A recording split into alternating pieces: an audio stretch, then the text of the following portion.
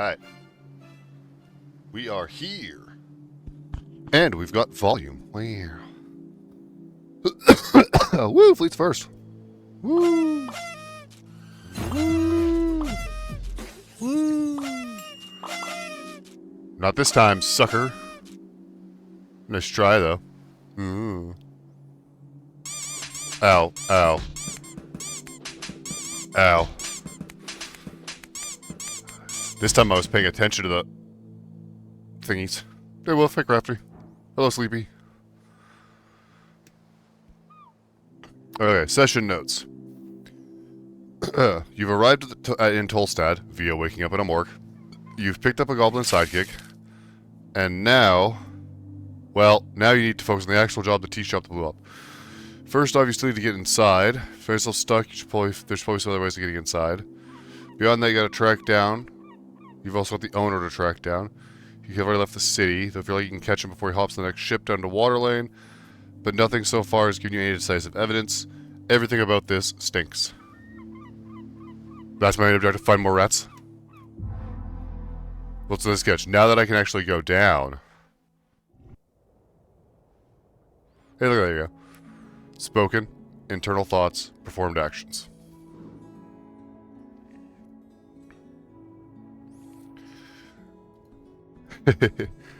Basically. You should have seen our first interaction. I did the #1 thing you're not supposed to do when talking to short people. Crouch down to their level.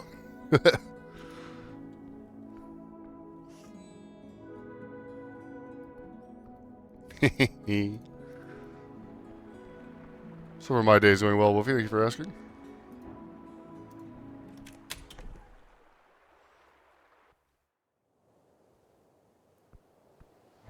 Alright.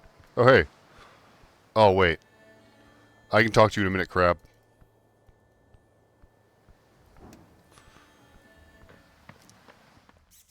Okay, I think I know where I am this time. Oh, you're right.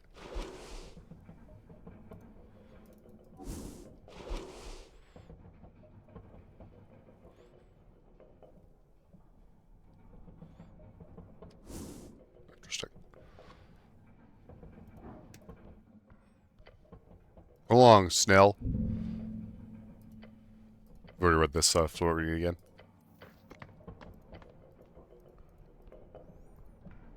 Okay. So I think what we're going to do... Yeah, we're going to head down to the Undercity again. Because I want to kill that skeleton now that I've got a friend.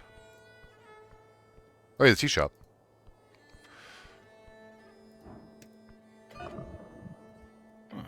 Right, tea shop. I'm sorry. Right, tea shops. What's the plan, Cleric? Impossible. Turn to Snell. The tea shop that blew up, eh? It sure did. Was one hell of a blast, but the structure's still standing. The masonry is modern. Clearly the work of Dwarven engineering. Looks like shit, but the boy can take a hit. No other way in? Not that I know of, but it wouldn't surprise me. Tolston has little tunnels, holes, pipes, so who knows? Okay. Let's go into the basement for now. I don't want to talk to the magistrate. I don't trust him. I don't trust anybody with straight in their name. How's everyone else doing this morning? Well, I hope. Oh, actually, hold up.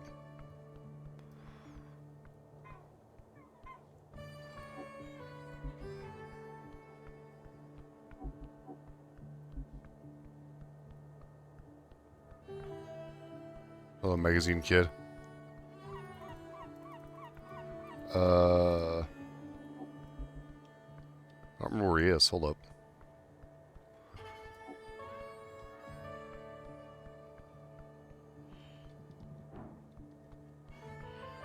Nope. I don't remember how to get to the necromancer.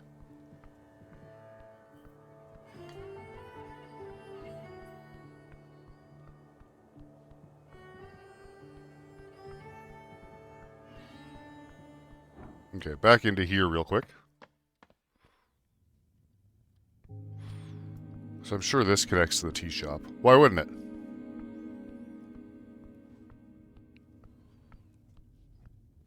Why wouldn't it?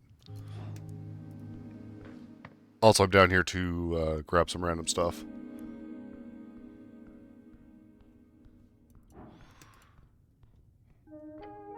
Oh, blah, blah. Prepare spells. Okay. I want to speak with animals. I'll take that Shield of Faith, Cure Wounds, Grease. Oh, I can't get them all. All my spells have been learned. There's a rat over there. Stare at the chiseled monument, you focus your mind, take a deep breath, read your prayer, and tranquility. Oh, I can contemplate stuff.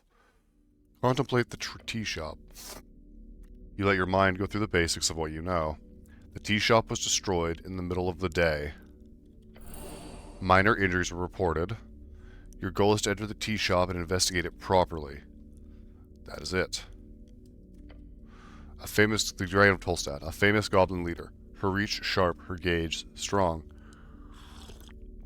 She wants you to investigate the tea shop and report to her. The content of that report will determine much. Contemplate the Coin Lord. A powerful man with much to lose. If he fails his grip, there's no reason to appease him. If he retains it, you are wise to stay his ire. Star Witness. One strange detail. A fake name. A man in yellow. Follow the trail. Contemplate the pillar. Go deeper. Meditate. Learn and study. Contemplate the election. The first election. Your vote won't matter. Your vote will be the most important of all. Ask those around you what they will vote for, and you may find your own voice along the way. Troublesome activists. They are young and brash. You've been there. Hello, Eric. But both sides want what's best for their city. Perhaps that is the solution. Contemplate my class. Identity is not easy. It's everything, from faction to home life to street.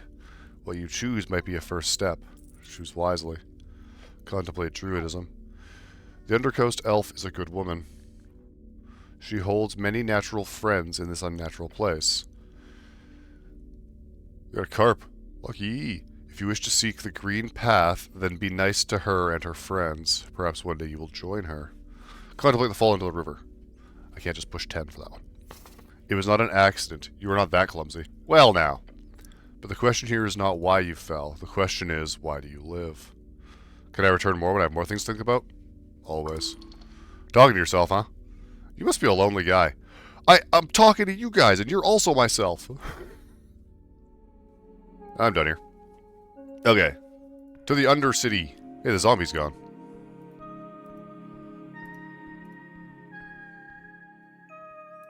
Hold the phone. What is this?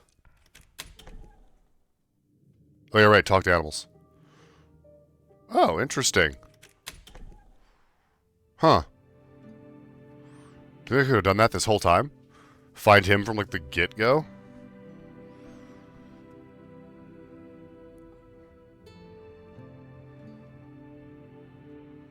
Okay, hold up. You're right, I should. I wanted to go into the Undercity some more, but can I actually... I don't think I can talk to them. I think you're tripping. No reason to cast that spell. Why do I have no reason to cast that? Wait, hold on. Maybe now that I actually have it equipped? Hold on, maybe once I cast it, it'll let me talk to them. Hold up. Because I can't just cast it, apparently. But if I go to the cat... and or that crab, I can talk to them. And then probably once I actually am able to cast the spell, it'll stay, and then I can talk to the rats. So hold that thought.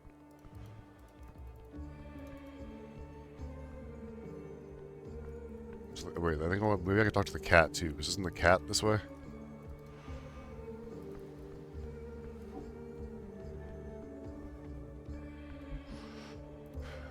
You'd think it would be, because I click on it, but it says no reason to cast it. So I think I only cast it in conversation, but I think, like you said, once I've cast it, I can continue to, like, keep it, you know, it'll stay active. But keep in mind, there's also no long rests in this. We seem to only take short rests. As far as I can tell. Yeah, this is D&D inspired. It's not that D&D, Fleet. I mean, have you seen the combat encounters?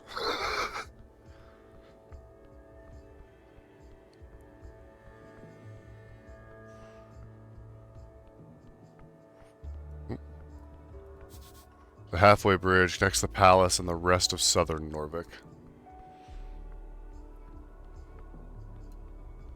What's this?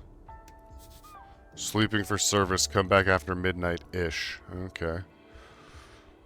Yeah, this place is going to be way different once nighttime actually gets too. Shoot. Well, yes, that for sure. Everything is die rolls, yes. However... okay, not you. Past the wall that I've talked to before. And that's just back up there. Okay. Oh man, this is just like... fucking... Shit, what the hell's the name of the town in... Revishal. There we go. This is just like fucking Revishal. Look at the pipe that leads me to the Undercity. Nice. What's this? Oh, another shard of Jor. Okay. Well, okay, let's just go find the crab then. Because I don't remember where the cat is. Well, also the seagull, I guess, technically.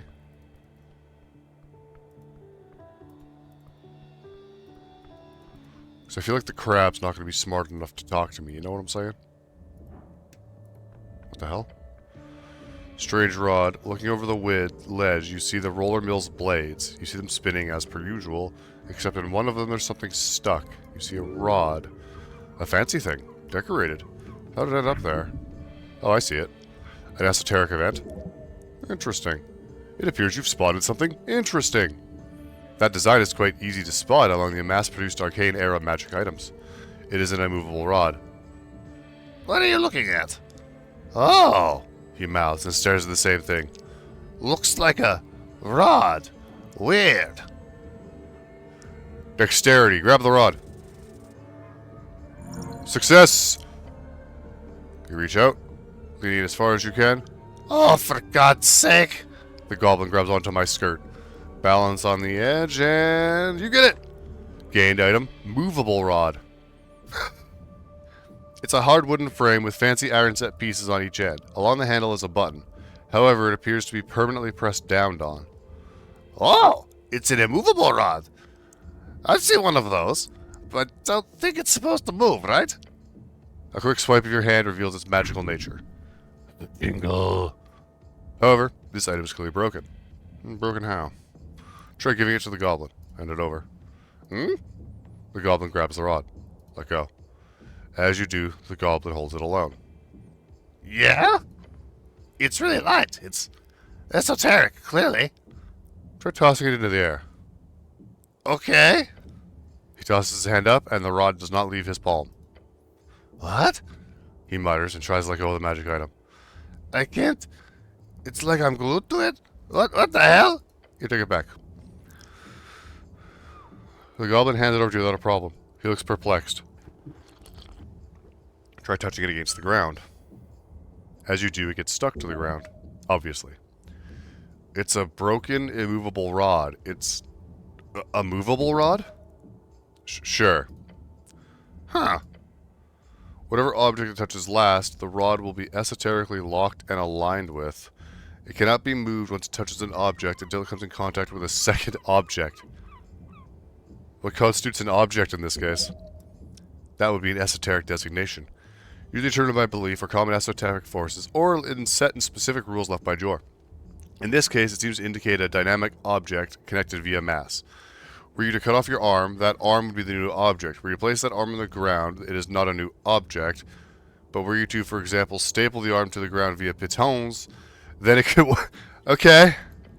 Depending on how harsh the defining forces are in this particular case. Either way, there's no real use in defining those rules right now. But it would be interesting for a...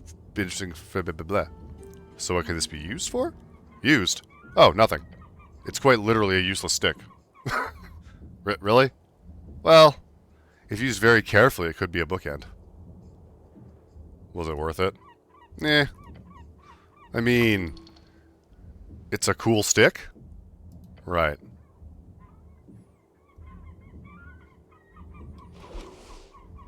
Can I equip it as like a weapon or something? +1 dexterity. An uncommon magic rod. When you push the button, it's supposed to be stuck in place, near unmovable by anything but incredible forces. This one is broken, however. The button is permanently pressed down, which causes the rod to be permanently stuck, but only to the last surface it touches.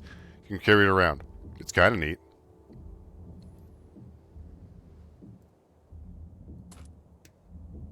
An accessory. Oh.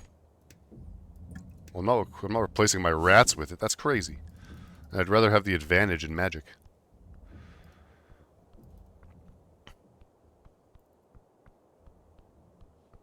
Wait a second. I haven't been up here.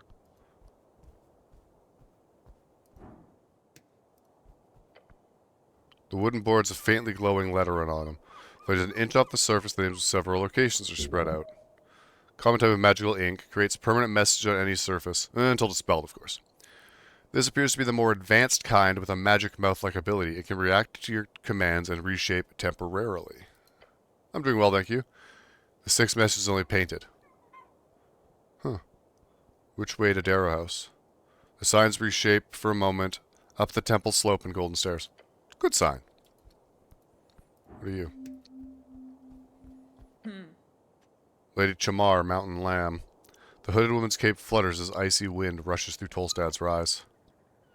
Stare back. Her eyes are locked with yours. Stare back. Her eyes do not falter. She has challenged you and your manhood. Or she's flirting. This woman is not trying to intimidate you.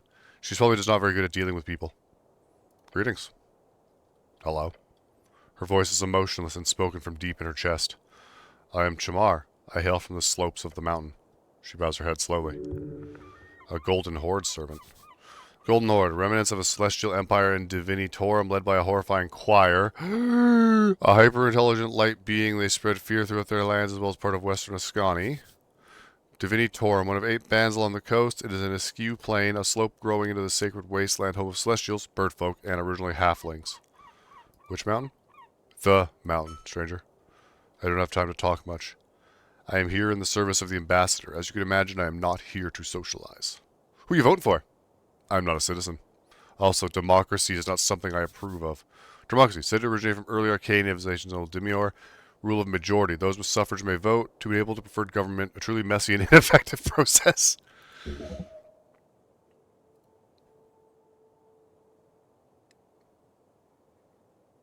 Agreed. Democracy? I don't think so. I don't know, man. It's one hell of an opinion. It's what I've learned during my travels. She looks up to the sky. Men are weak. We speak so much, breed, and spread like an esoteric wave. Yet, we do not have a view of the long term. Democracy depends on folk being informed. They are not. What if we inform them better? In a hypothetical scenario where folk could gain access to all information, they would still not be able to know what is true. Hey, whoa, we're getting topical up in here. Men are not built to make such important decisions en masse. We are lambs. We follow greater beings.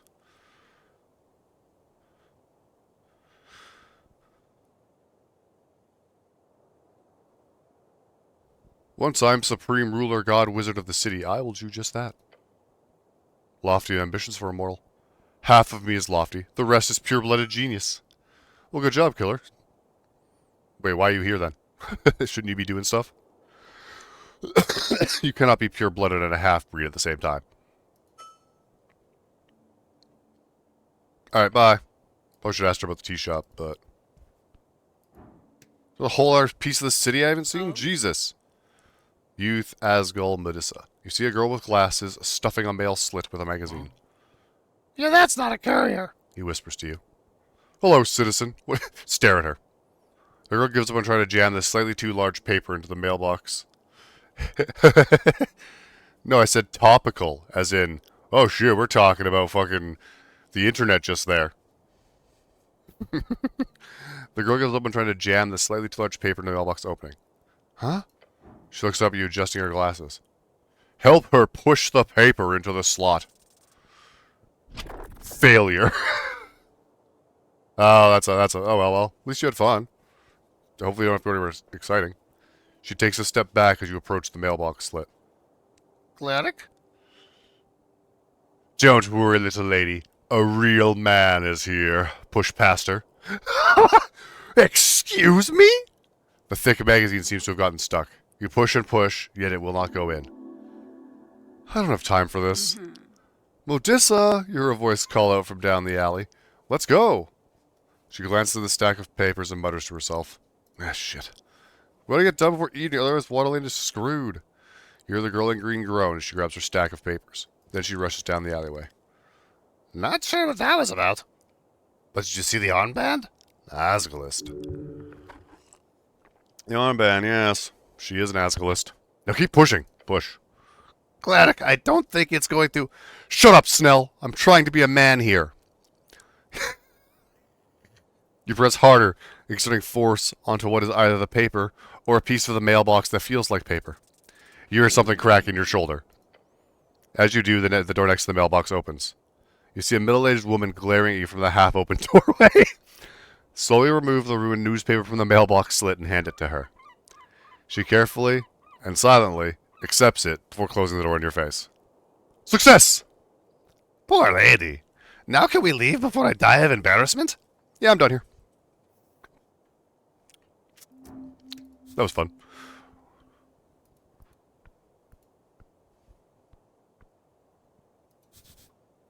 This road leads into Central Tolstad. You have no business there. Well, why not? Who died and made them king of Central Nullstad? Also, their U is upside down for Earth, just saying. Hey, who are you? You look like an elf. What do you got in your pockets? No. Nothing I really care enough to steal. That is the name. Pinjasina. Standing in the corner, you see a woman in a green coat. Her intense gaze focused on the cityscape horizon across the river. Careful, Cleric, Snell says under his breath. Easy to slip and fall here. Greetings, citizen. She turns her head, the expression cold. She is mourning. Yes? A busy woman, just standing on a ledge, doing nothing. Sure. This is the real lady. Impress her with your poetry skills. Elves are scary. Do not trust her. My lady elf, how fair are you on this bright morrow? Bow your head. It happens. It definitely happens. There's no way to keep them out, you know what I mean? She breaks eye contact, once again facing the river. Call me Pinja. Terrevidis. As if she is searching for something. What are you doing here? Waiting. For what?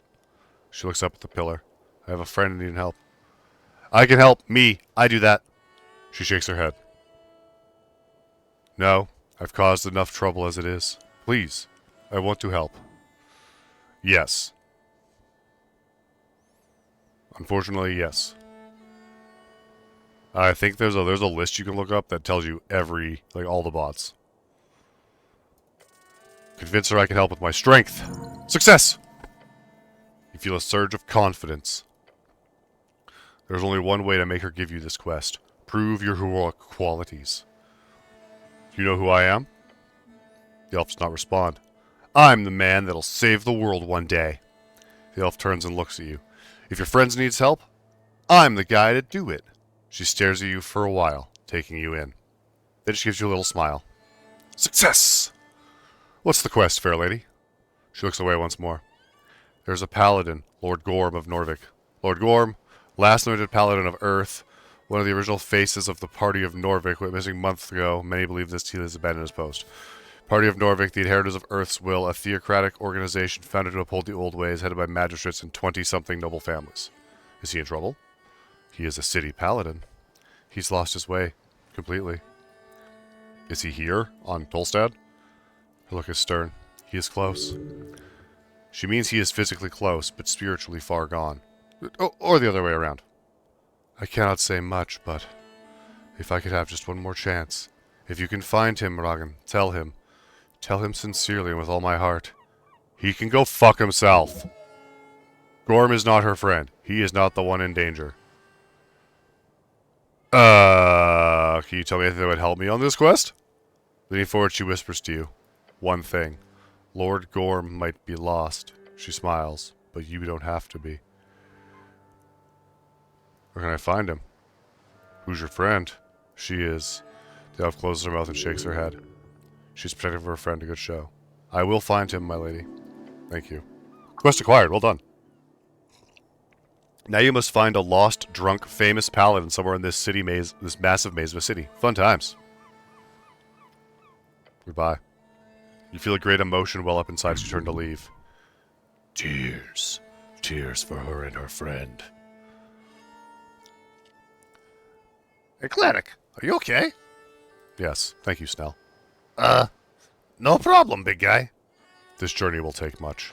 Keep going.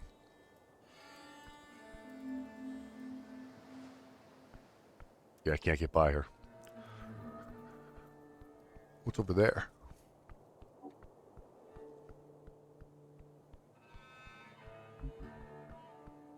Who in the tits are you? Ither, city sworn angel. In the Coin Lord's garden, you encounter a porcelain specter. Her armor glimmers, her very presence blinding you. She floats gently in the air, strangely unaffected by the river winds. Your goblin companion keeps his distance, muttering under his breath a word of disdain.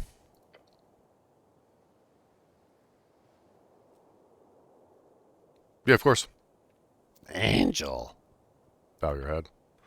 The creature does not turn to face you. Instead, her many eyes simply pivot their gaze. A handful of Celestials are employed by the city after the Clanlands deal of 13. Hey, Sparks, I was really thinking about you yesterday. I was wondering where you'd been. Clanlands deal in 13 PE, 14 years ago. A fragile peace was signed to the Halfling Clanlands. Hold up. Wow, thank you for the cheese. Halfling Clanlands west of Norvik, the Golden Horde have since been a powerful ally of the city. Arcane Cleric, she echoes, of the Palace, Scriptoth, and Earthguard. That's me, hello. She replies by bowing her head slightly, whilst her many eyes glare at you. She now lifts her chin. Then she opens her mouth to speak. In a projected... I said, I was thinking about you. I was thinking about you yesterday, wondering where you've been, because I hadn't seen you in a while. She opens her mouth to speak, in a projected cold tone. Ither. She says her name like a declaration of existence. As she states her name, you realize her mouth is not moving. Oh, telepathic communication. The goblin gives you an uncomfortable look.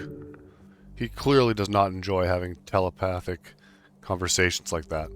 Like this. Stare at her. Many eyes stare back. Speaking with this ethereal creature is unnerving. Whatever you do, don't mention the eyes. You should mention it. The eyes. She'll appreciate it. She would destroy you. She is too powerful. The angel would step upon your soul. Stomp on it. Tell her what I think of her eyes. That's not good. The words formulate in your mind and get quickly tangled. The pressure. Her eyes are so freaky. Your eyes are so fucking freaky. Snell gives you a crazed look. The goblin thinks you are actually insane. After a short pause, the angel appears to lift her head. Goop. The word cuts harsh through your bellows. Hey, Snell whispers to you. Don't mess with this fucking thing. Okay, maybe do some small talk, then ask the big questions. Nice weather we're having. Avoid eye contact. Her many eyes look upward for a moment, and then back to you. It is fine. Shivers. I'm here to investigate the tea shop. The eyes just stare at you. They spin gently around her. It's like talking to a brick wall. She's very non-vocal. We're gonna ignore this. Be direct with her. That would make things easier. Just don't be too rude, okay? Great, so, the eyes stop spinning. She can sense your impatience. This creature is dread itself. Stop being so off-putting! Speak normally, damn it!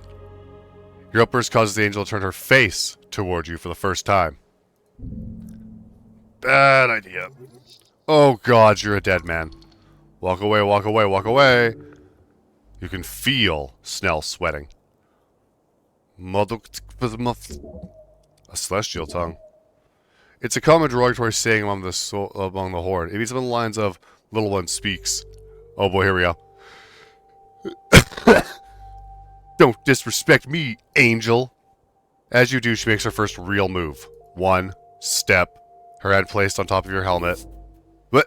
When? The goblin grits his teeth and stumbles back. The ring returns her head and now yours. She is close. Sorry? She leans in. You see through the gap in her skull where her eyes should be. A warning, Cleric. Jedno, she whispers, before taking a step back, leaving you frozen. You don't like her.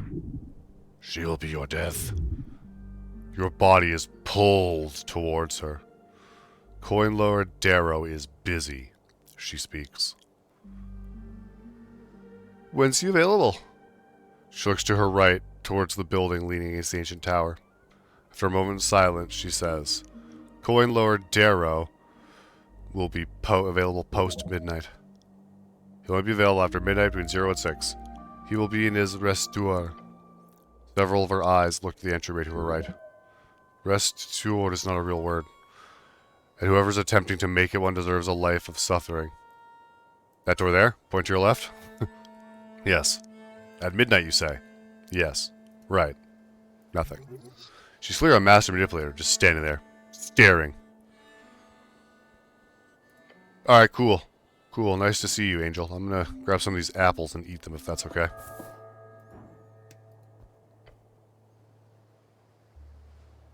A branch from the Lord Majestic apple tree. See anything suspicious lately? Snell gives you a concerned glance. Then he too turns to the tree and growls. You better answer quick if you want to keep your leaves, buddy. The tree doesn't respond. Damn, guess we'll never know. Climb the branches. Ooh. Ooh. This isn't gonna go well. What's the good news? You grab the branch and... Cleric, careful, you'll... Attempt to heave yourself. You heave, yet you do not hoe. Though despite the rough landing, you still, in a sense, make it. Ouch! Hey, apples! And a shard of jor, even. That's even failing I made it. I just got hurt a little bit. Well, that's exciting.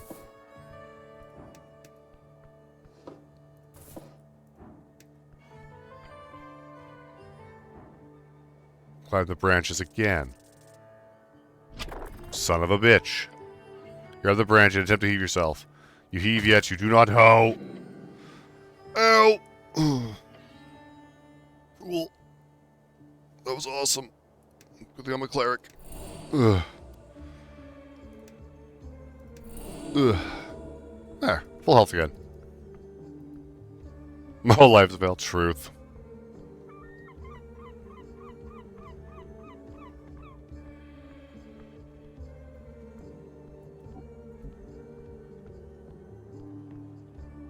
I will look in a minute.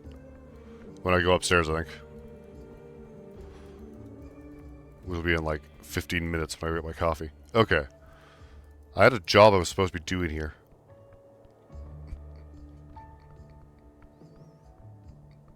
Let's go find that freaking crab. So again, I still don't know where the goddamn cat is.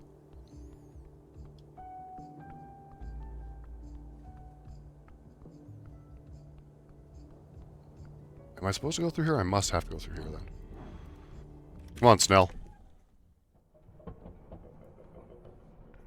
Oh, the seagull too. Right. I remember where the seagull was. I remember where everyone is. So hold on. We'll go to the crab first, because I'm already here.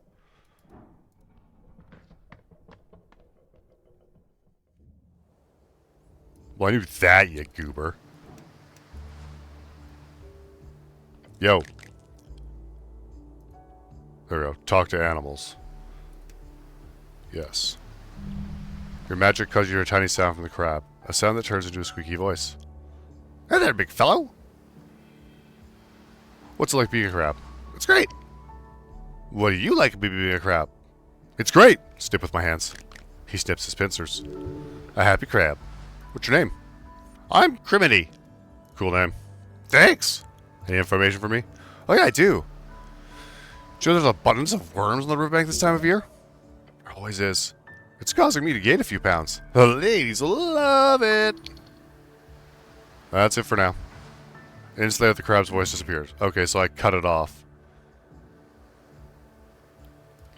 Interesting.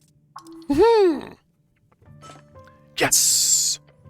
With the perfect angle and the perfect timing. You don't even need to wrestle it from his grip or anything. He doesn't even notice you taking it. A miraculous feat. Starting to feel dizzy. What? You watch purple glow spread from the axe shaft to your hands. It burns!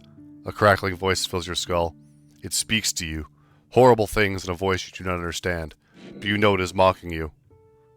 Let go of the axe. Your fist is clenched. There's no way. No way for your escape. Scream.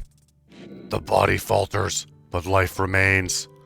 Out of the inky darkness you see an iron hand. It snatches the axe away from you. Caretaker does not serve you, soldier. It never will.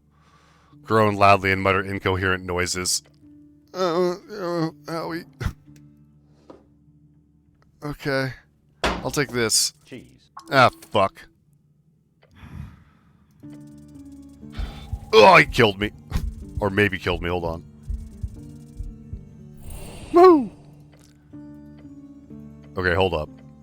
Okay, so now that I know that's useless. Sorry, I really shouldn't be safe scumming. This makes this feels dirty. But I'm not going to waste my time trying to steal that. Because it knocks me unconscious. But I do want to steal this.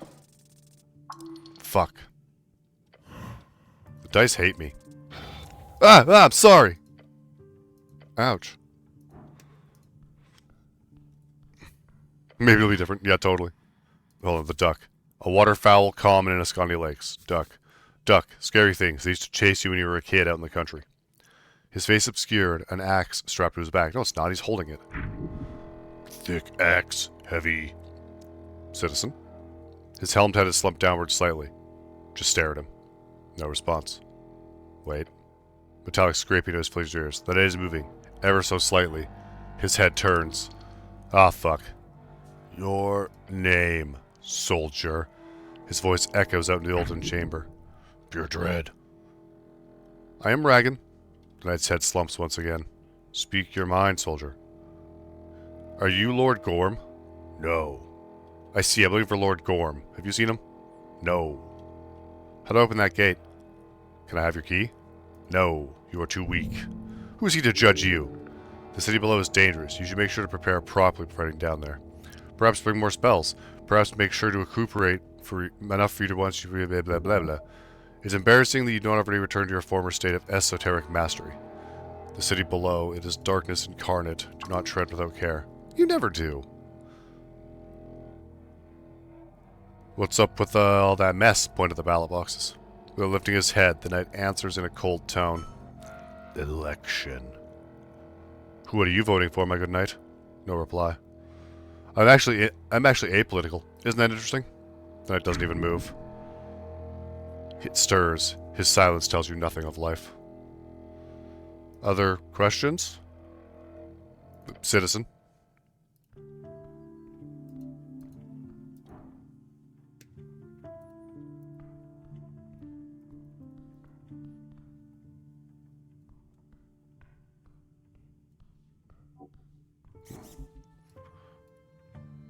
Goblin was here. That's hilarious. You stare at the wondrous wood carving. However, you also notice a message carved into the base. This was not the artist's intention. It says, Goblin was here. Huh. Seems like goblins at work again. Goblin was here? Vandalization. This happened because you are a weak man with a small member. And the entire world will continue to degrade over centuries because of it. Famous artist, that guy. Never seen him. You've definitely seen his work. He's supposed to be a joke on Banksy. I don't have a small member. It's always small compared to those larger. The competition never ends. Glance at Stella and mutter, I'm average. The goblin gives you a quick glance back. Huh? It's perfectly average. He squints. You've been standing there silently for a while now. Oh, sorry. You've been standing there silently for a while now. You're aware I have no context of what you're talking about, right? That's good, actually. Okay. Good. Carry on. Anyway, where were we? The competition. Right. Dick measuring competition. Yes. You should view this as more of a metaphor. That's probably healthier. Why am I thinking about this? Who doesn't think about cocks a couple of times a day? The phallic nature of the statue must invoke it. This train of thought is dumb. Suits you, but dumb. If you truly worry so much, there are potions and spells for this. An esoteric mad need not worry about physical matters. Anyway, you're focusing on Goblin? It's not a big deal. It doesn't matter. Really? Contain your tears. Yeah, it's fine. He squints and nods, slowly. Sure. You've seen this mark around the city many times. But no one even knows if he's real. Might be a dozen little guys running around with paint and carving tools. Who knows? My work is done here.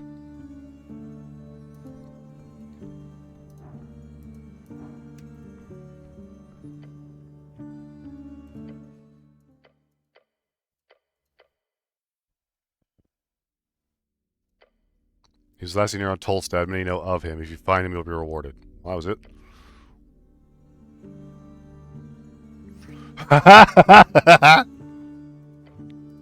Ah, woofy. Oh, hello. You see a bunch of scattered boxes and iron poles. Toss these in a pile. If the Free Strider's in charge, they'd this be organized already. This pile is a wonderful metaphor for democracy. Cool. Cool. Cool, man.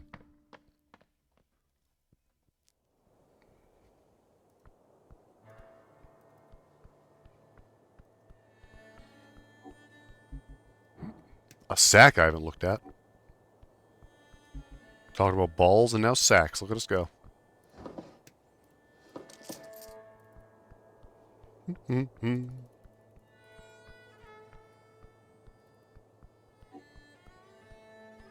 Oh yeah, it's evening time now. Everything's changed. Whoa.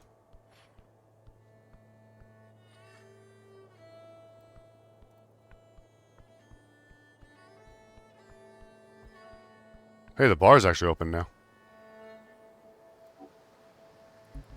Hold the phone. Is this what leads up to the seagull? No, it's just a quick spot up here. Well, I should go to the bar. To the bar! Away!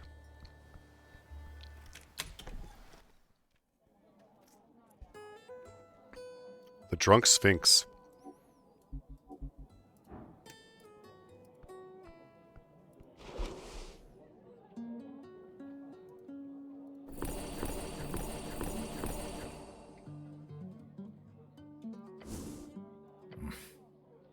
Please don't bother anyone with that, Cleric.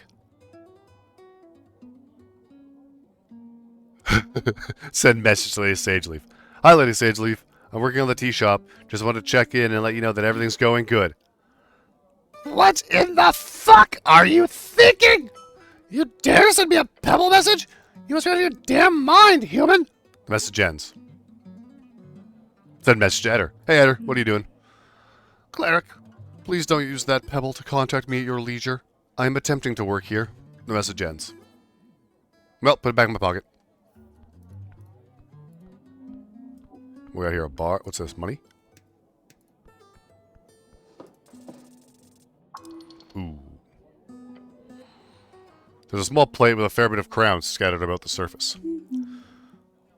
The goblin glanced at you, approached the donation bowl. I want to donate crowns here.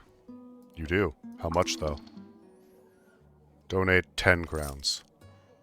Don't go overboard. She's an artist. They're rich. You place a handful of crowns in the bowl. A good amount. Oh, thanks, Cleric. Let her play.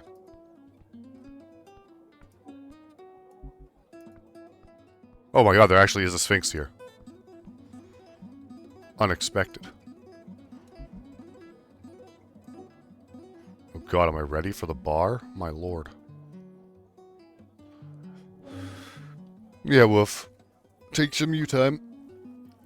I mean, I know you're hanging out here right now, but shh. It's cozy here, and we're laughing about a stupid game. And by the way, we will not be playing Esoteric Ebb for the whole day, because I do want to play, Replaced, which is the game I was playing on my evening stream. As well. Okay, I'm gonna quickly go BRB, go upstairs, play an ad. Hopefully because of this ad, you won't get any more ads until I go BRB again. But with these nuts, that's enough out of you.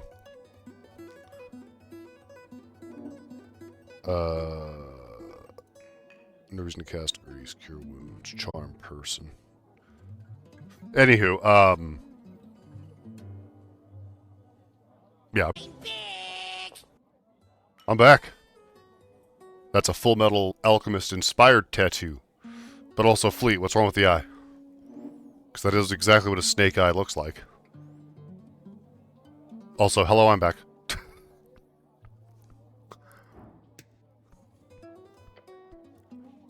A lull files out of the ambient cheer. A beat... Hello, hello, everyone. Just a beat of uncertainty as this cleric steps for the tavern's singular attraction. You have the bravado to wow her. Be exactly what you are and do exactly as you do. She, along with everyone else, will love you all the same. So true. Thanks, Charisma. Oh, she's kind of cute, though. She's kind of cute, though. I mean, like, face-wise. The rest of her is too animal for me, you know what I'm saying? But, like, also kind of creepy. I'm torn. I'm torn. Towering, you stare at this somewhat feline creature up on the stage. A living myth, currently taking a swig out of a barrel. Not paying you any mind. The scent of cheap wine lingers in the air, along with an esoteric sensation. I've never used maple syrup as lube before, but I wouldn't be against trying. No, bad call. Oh my god, do not do that. A gynosphinx is not... Gynosphinx? A monstrous being found undertaking missions for the gods. A feminine force. Okay, so it's specifically... That's what I thought. It's kind of what I thought.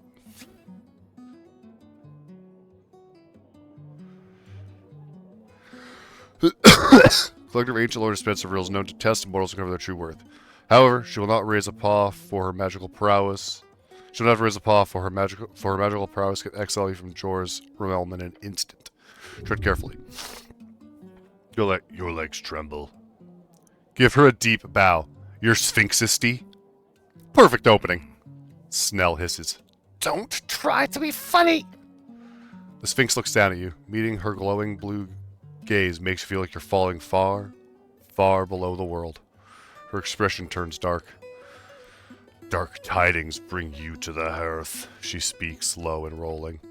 A helmed dog dragging its leash around the vestiges of Jor. Jeez. She extends a claw, thick as your arm, and pokes you in the stomach.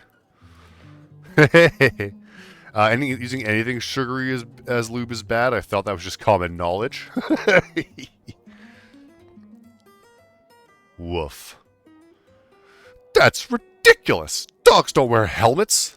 She lets out a deep breath. It smells like an old basement full of booze. Oh, Fleet's house.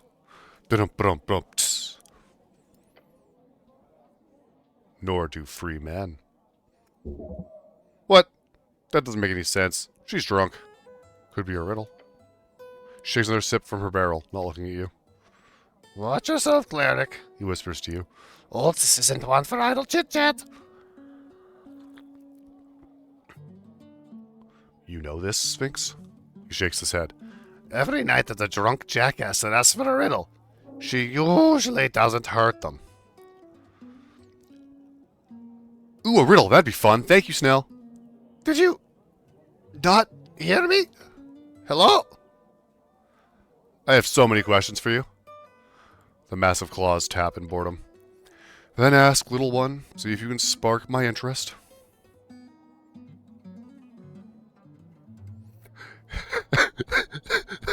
You're a very impressive creature, you know that? Attempt to flirt. Mm-hmm. She taps her claws. Where are we going with this, little one? Oh boy, you're ready to run. Yeah, this might be a bad idea. Your goblin companion kicks you in the shin. You want to get mazed? Hisses at you. That's how you get mazed. The goblin's referring to the concept of being magically transported to an endless prison. Which is technically something a gynosphinx would be capable of, just so you know.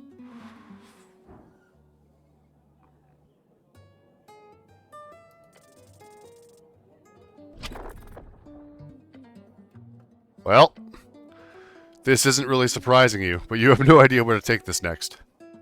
The Gyno Sphinx sips on wine and gives you a side-eye. Well? Nah, I got nothing. Not surprising. Do you really even want to woo her? How would it even work logistically? The purple one is correct. You should go home to your mother and cry, then sleep for 27 hours, then not leave your room for another week, and then be unemployed for 6 months! Jesus! That seems more suitable. Wow. You're a bit of a mess, aren't you? 6 months without the grind? That's absurd. The Sphinx puts out a barrel of wine and leans in to say, Little one, I don't know if you're sobbing or having a fit, but please, focus. Do you wish to ask something else? What are you voting for in the election? I'm not. What? Why? Who knows? Probably the same thing. But like with less like she'll probably still react negatively. I cannot leave to vote, I'm afraid.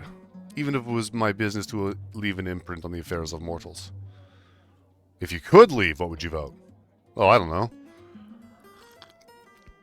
She points a claw at you. What would you have me vote for if you were in my shoes? Me. I'm the Wizard God King. Oh, will you? There's a distinct possibility. I'm now an Arcanist. 100 XP for changing my stance. She gives you a knowing smile. The Sphinx obviously does not hold any clear political ideal. Okay, good to know. What do you know about the tea shop? It's not an easy thing to do. I did. I like it. It's full metal. It's a full metal inspired thing for sure. And then I asked Fleet what exactly was wrong with the eye, because that's exactly what snake eyes look like.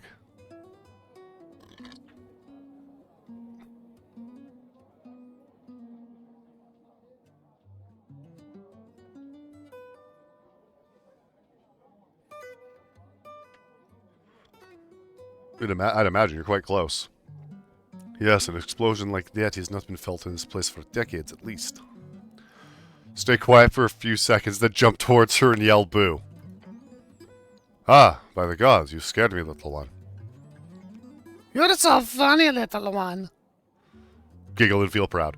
So anyways, about the explosion. Oh, that's what you mean.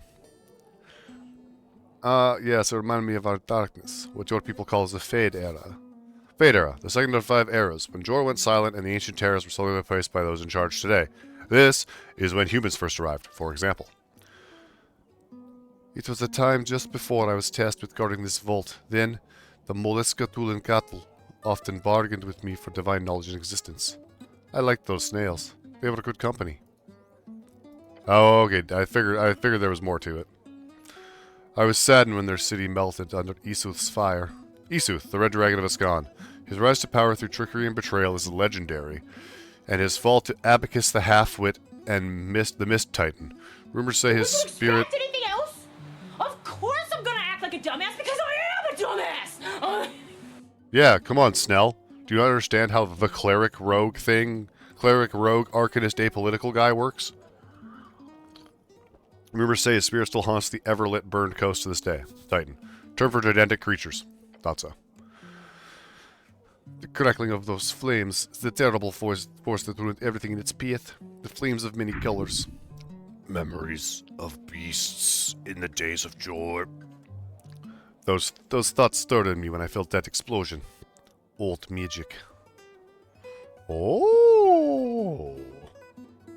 Do you think it was dragon fire that caused the explosion? No, I do not. No, she thinks you're stupid now. Now? She didn't think I was stupid earlier? I'm wearing a bucket. Also, she hasn't mentioned my bucket. It was much too concentrated of a blast. Besides, a dragon large enough to cause such destruction would surely not be capable of seeking without a single witness. Could someone have used fireball for the explosion? Shrugs. I've seen more than a fair share of those in my time. Seems like everyone uses it.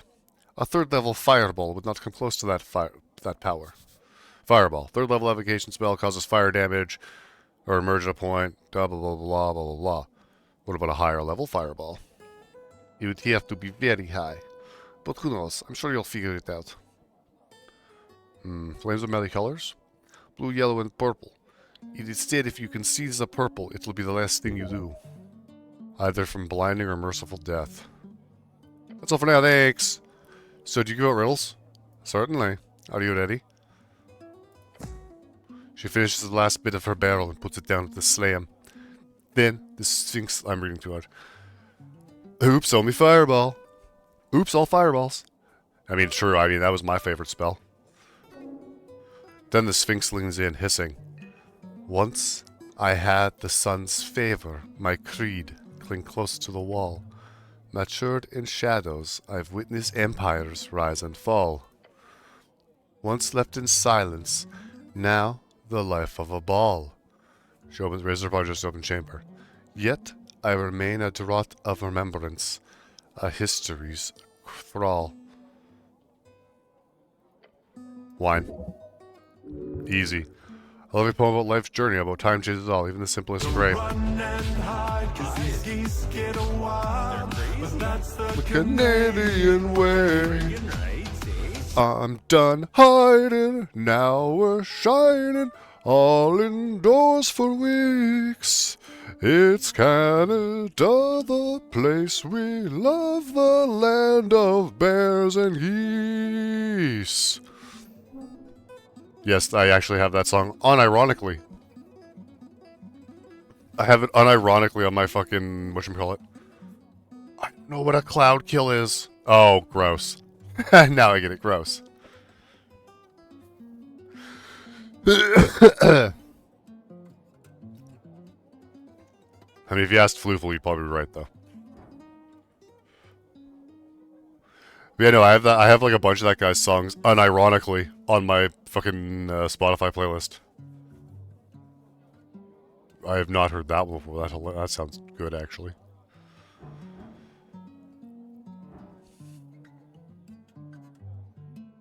Oh, come on. I know this. It's fucking... What do you think, Snell? The Sphinx turns to Snell with a frown. Oh, this seems like a personal riddle for you, not me. So I'm just gonna watch, alright? She nods. Make a guess. Close. So close. You focus your mind to come up with something. Anything. That could be the answer to the riddle. Oh, gotcha.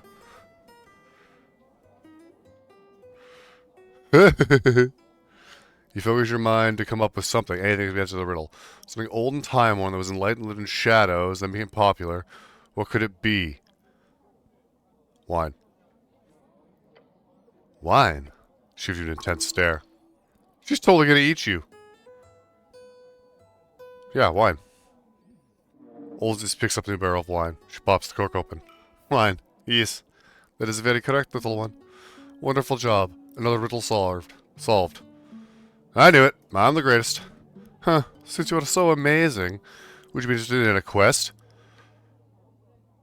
No. No, thank you. I don't want quests. I'm not a questing kind of guy. Just fucking kidding.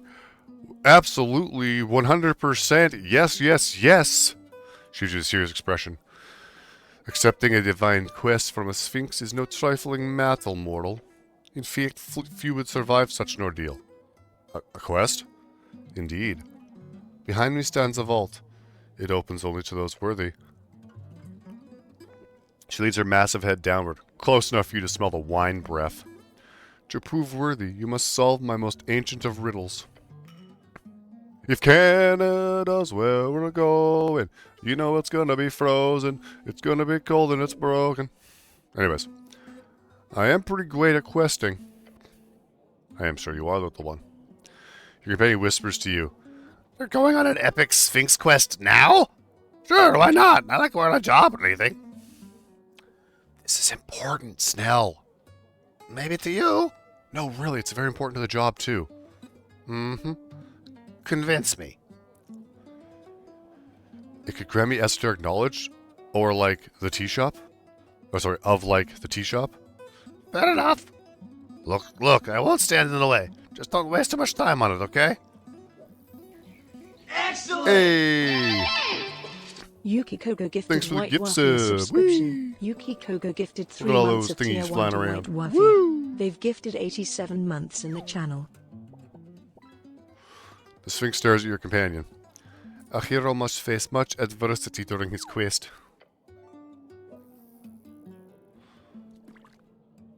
She laughs quietly to herself and takes a swig of wine. So what is the Sphinx quest? This is a riddle of the answer of which is not uttered in words, just revealed by action. She goes quiet and closes her eyes. Just listen. Found within the arcane flare, twin tongues of flame that scorch the air. Tongues. Third level divination spell grants an ability to target or understand all languages. Blah blah blah blah. Fish. Takes a deep breath, revealing. Oh, sorry. Twin tongues flame that scorch the air. She takes a deep breath, revealing a wicked grin. Put out deep within the earth, a primal string to show your worth. As she leans in, almost whispering those final words. Folk and gods, in thronging herds, a man divine alone howls his words. Oh, I get it. You do? Hmm? Symbolic clash of all three competitive spells. It could be related to the Gate era. No, Cleric. It is not the answer. The answer is not something you can speak. She uses a massive claw to grab something from her pile of stuff and tosses it to you. Once you understand the riddle, return here. You can only solve it during daytime, alone. We wouldn't let anyone else accidentally figuring out this riddle, would we? She glances at your goblin companion. The goblin groans. I am not interrupting the job for that. Do it in the morning or something before you pick me up. The Sphinx chuckles. I never sleep, so you can show up anytime after sunrise and before the tavern opens. Sounds like this could lead to one hell of a treasure. Alright, I'm going. Thank you, Great Sphinx. Okay. Got other people to chat to in here. What's this over here? Is that stairs? Stairs. Who's this guy? Don't abduct me now!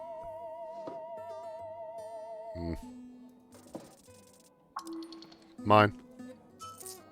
Thanks for the crowns, loser. Oh, it's her. It would be something akin to 1,000 a month. Standard fare, really? Obviously, all of my proprietary details would have to be... Oh, she's a satyr. Oh, wait, no, that's the male version. A fawn. She's a fawn, you dork! Emotional damage.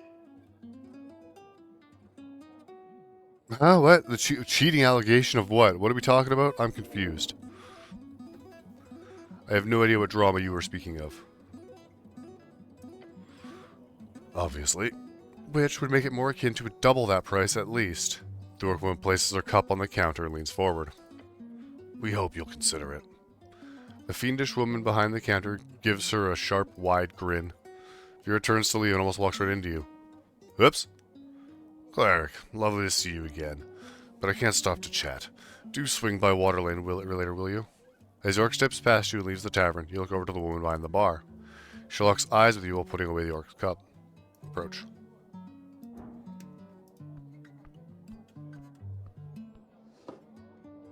Concentrated rhubarb. Ooh. I'll take the rhubarb ale. Oh, hell yeah, baby! Anywho. Behind the counter stands a woman of fiendish origin. Focused on filling up the taps, she immediately stops when she notices your approach. A tiefling. But she's got... Are tieflings supposed to have cloven hooves? Because that makes them twice as cool now. Thanks, Baldur's Gate, for not giving them cloven hooves. Actually, that's probably just his version of them. Welcome to the Drunk Sphinx. What'll... My good lord, a cleric. How lovely to see the city stop by. She gives you her full attention. Name's Rick Spider. I'll be serving you tonight. This woman is a perfect hub of information. Pick her brain.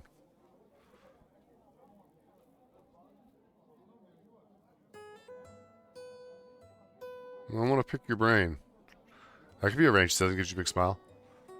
I'll pick it real good. Neat! So anyways, you're the tavern owner? Sure. If there's anything I can do for you, just ask. I know more than most in this sprawling city of ours. Oh, Snell! She exclaims and knows him over the counter. Aren't you a sight for sore eyes? Want something to drink? Oh. Terrible. What a dick. I'm on the clock. He nods towards you. Oh, you're the escort, eh? That's not how I'd phrase it, but sure. She laughs and sticks a sharp finger in your face. Don't get Snell into too much trouble, you hear? He's already grumpy enough as it is. Alright. Do you know a man called Frank, son of Frank? Well, truth that. But yeah, yeah.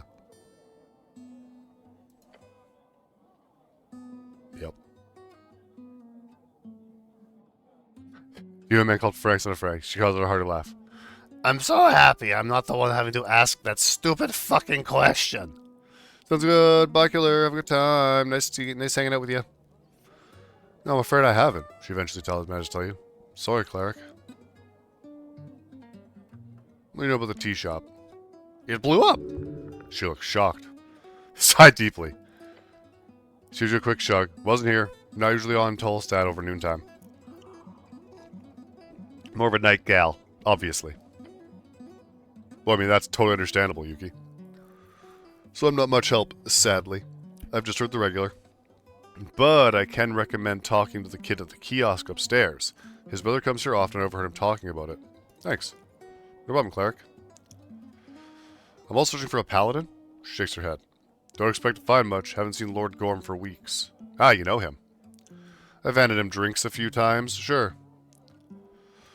So sure, I know him. What does he look like? Big guy, Earthguard-like outfit, but with more gold. Not the type you'd want to arm wrestle. Other than that, green eyes, blonde, long hair. Ever say anything suspicious? Ha! Drunkard say all kinds of shit. Can't read too much into it. What'd you hear? Mostly a bunch of ranting about how every single political entity in the city should be burned to the ground. Some typical pro-human slogans. You know the stuff. So Gorm is a fascist. Got it. Might be simplifying the issue a bit, but sure. Go where I can find him. Here are rumors, all kinds of rumors, Cleric. Either he's cracked into the pressure and started his life as a fisherman or a beggar. Or he's died in the tunnels. He's jumped on a ship to Muletown. Maybe Lord Gorm wants to get out to the Infinite Waste through Toll's Pass. Toll's Pass, a valley containing the inland end of River Torna, as well as the farthest stretches of Norvikian civilization, known for its rare mineral deposits, the terrible barnacle goose, and almost as horrific esoteric storms. Barnacle goose, black-feathered, medium-sized goose, known to consume travelers. Jesus. Either way, I don't think you're going to find him, Cleric. But maybe there's some clues to his fate somewhere here on Tolstad. Who knows? Thanks for the info. Who are you voting for in the election? That's a cheeky question. Don't worry, I will not repress your political opinions. Promise. Press a hand against your cheek and scream, I swear! She's taken aback by exclamation. Don't just start screaming like that, for fuck's sakes! You've made this woman very happy. Early on, I thought about voting for the Agricultural Party. They had a big focus on small business owners. That's me! But obviously they moved on to a bigger worker-class focus, and are now completely swallowed by Asgalism. So now I'm leaning towards the Free Striders. They want to build up the economy and increase trade, which will make my life easier. Plus, it's hard to vote for the Nationalists when they want my kind to be a second-class citizen. Hey, Shinj. And the Free Striders will you buy your way to first class, or what? She was a half smirk. Something like that. Fuck fascism! Give her a high five. She enthusiastically meets your hand in a satisfying smack. Hot shit. Hell yeah. So you're a free strider then? Hey, just because I'll vote for him doesn't mean I'm dedicated for life. They just happen to be most used for my business, nothing else. Truth, truth, truth, truth. That's all for now. Okay. Alright, bye, thanks. Alright, come on, Snell. We got stuff to do. Who's this guy? Smarter than Goo. Rob began to see you. His eyes light up for a second, but then he notices Snell. Smarter. Oh, sorry. Smarter? Snell. Don't cause any trouble. Okay. Snell motioned with you both to leave you guys alone. Hello, Smarter. He just stares at you. Scared? No. Plotting. Leave him? As the two take a step away, Snell sighs. Smarter is a notorious pickpocket. Don't let him get too close. We should learn from Smarter. Cool, he's a rogue like me. Snell shakes his head.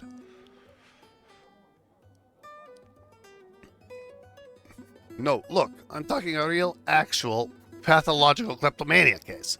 Like a can't keep his hands away from pockets type deal. So, I mean, I guess he's like you. Except smarter, he fails every time. Hurting himself in the process, too. Oh. Yeah. I don't think he's ever gotten away with anything, so just be careful around him. I don't want him hurting himself again. Okay, let's not stick around him then. Who's this guy? What's in his pockets? That's the point. I'm definitely heavily inspiring that, yes.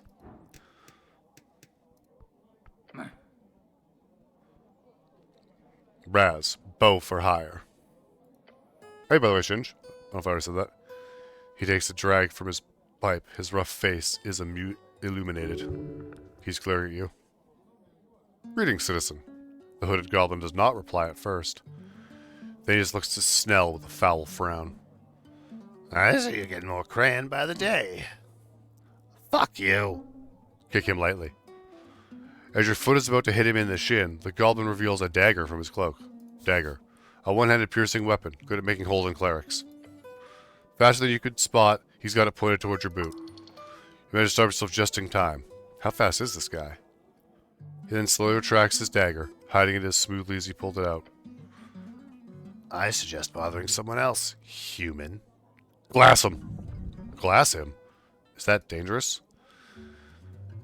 You grab a half-filled glass from the table as the goblin watches your movements closely. That's his drink. You should put it down before he gets mad. Your companion gives you a careful look. He knows what the hell you're about to do.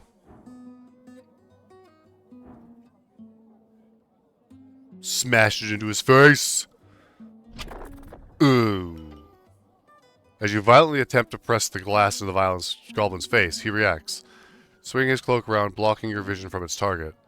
Before you realize, the goblin has grabbed his glass back and moved underneath your leg in one fell swoop, standing behind you. A blade pressed firmly against your inner thigh. Whoa, hold on, Raz. You failed.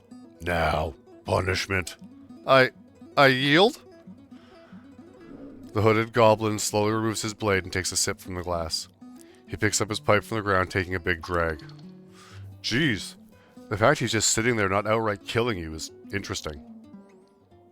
The coast is made of three folk. There are folk who wield force, the kind to break kneecaps and spirits.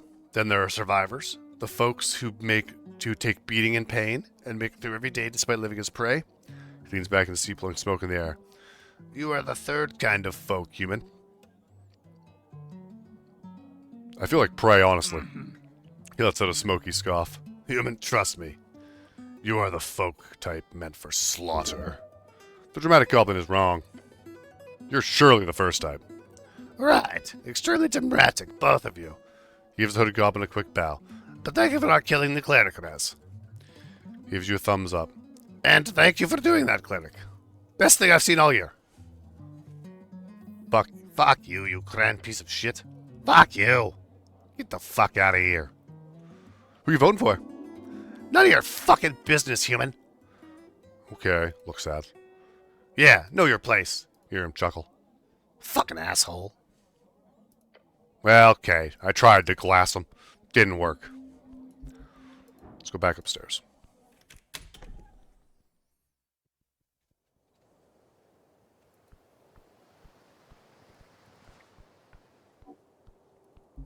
Sure is quiet at night.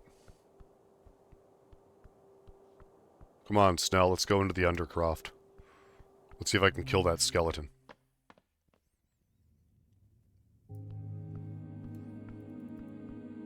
Still working, are we? Hold on a minute. I've got a friend now. Turn around and whisper to Snell. What can you tell me about this guy? You want the rundown? Right in front of him? I don't think he can hear us. That's not the point, cleric. Hey, can you hear us? No, cleric, nor am I listening. Go ahead. See? The goblin sighs. Give me the rundown, Snell. Viskin is the local mortician. Unaffiliated works on contracts within the city. The HWPT has a deal with him, partly because he's a neighbor, and partly because he's not, Mortal. The goblin clears his throat and throws a glance back to the mortician. He's not the type you want to make enemies with, but hey, he seems to like you, so good job on that. But my suggestion, keep your distance to be safe.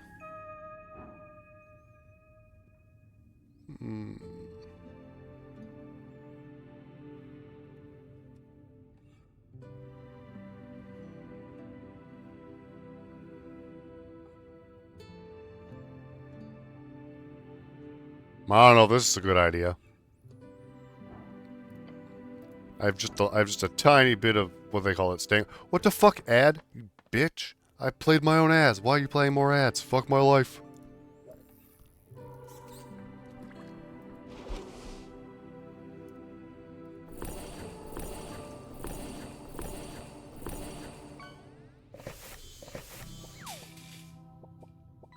Cool.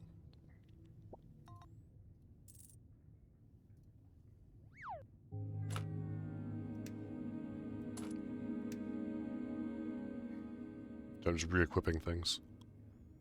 What was this doing? +1 dexterity? Can we replace my mouse with that for now? What's this do? +3 AP, nice.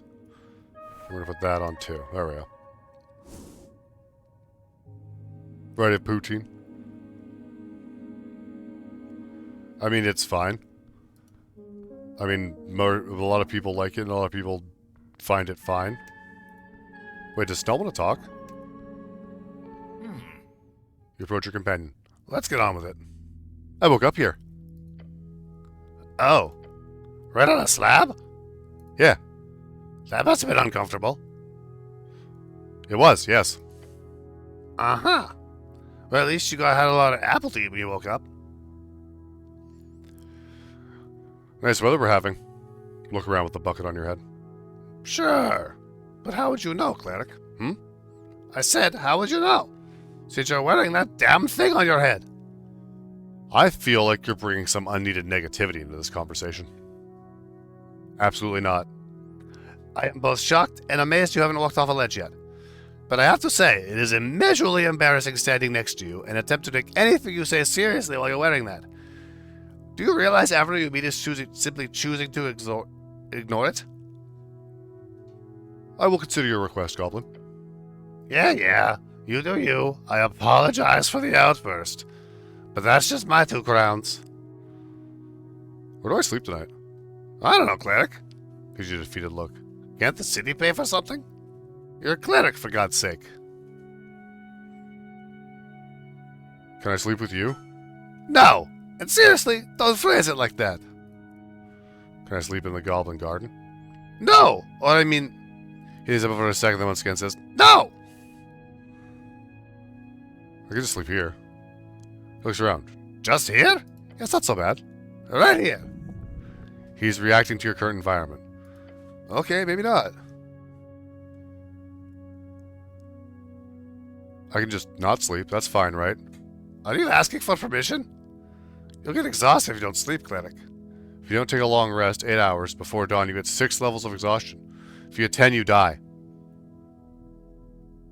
Actually, I just find a place to sleep. But for now, I'm going to skip sleeping. Alright, let's go. We have the dungeon to explore. It's like 8 p.m. It's truth. It's truth. Then some people do all kinds of weird, crazy things with poutine, like, you know, this poutine and that poutine. Okay, the skeleton was in here, right? Come on, Snell, we're gonna go fight a skeleton together. Surely 2 of us will be able to kill it. Surely 2 of us will kill it.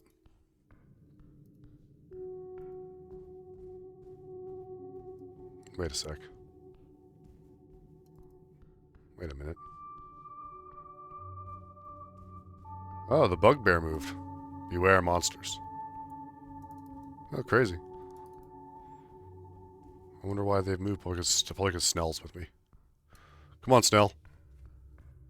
We got secret stuff to look at. Bye, Rust Monster. Hope you have a nice day. You! A horrid noise in the dark. A mess of rusty iron and clattering bones moving towards you. No, no, no, no! I hate the crypts! It calls to you. Roll initiative. Well, that's not good. Becoming undead. It is set on killing you. Really? Oh god, it's been cold here. No shit. Taking a slow step toward you, it raises his sword hand. It comes down, hitting you in the shoulder. A bone-tilling shriek emanates from the skull. Destroy it! Don't you have holy magic against this thing? The goblin brings out his sling. In one swift move, he launches a projectile towards the abomination. It flies right through its open ribcage. Be afraid. This is a warrior of old. The way to run away. You gotta stay loose, or it'll cut you to pieces. The bones are outside the body. They must return. Clearly, any type of piercing or slashing will be useless. Blunt force is what you need.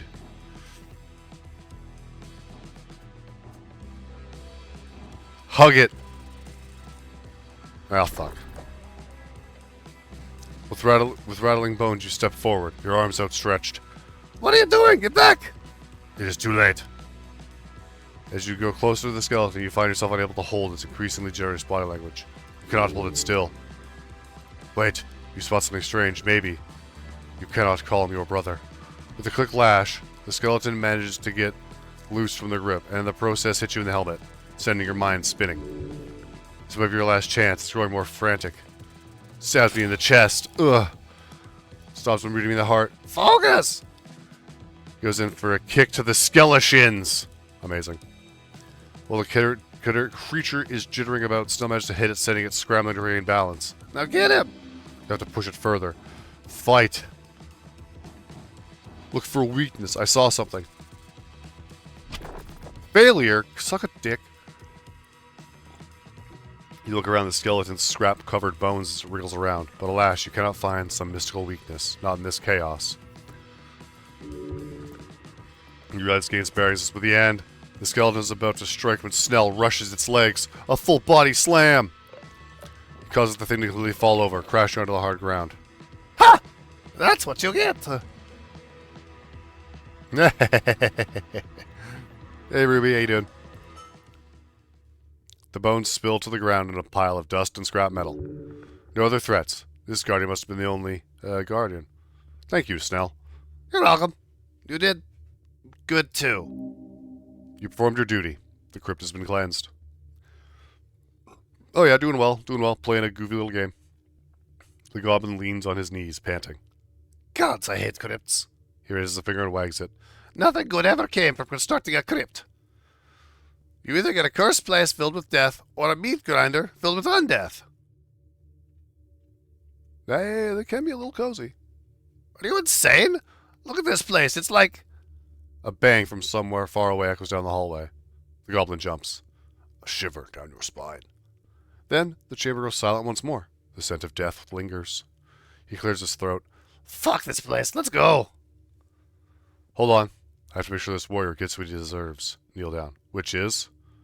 some good old-fashioned looting. Right, I get it. I'll do what I must. Ooh! Even less charisma? God damn it. I mean, hilarious, but damn. What else does it give me, though? Tamer undead in the city... Earth... Esoteric runes...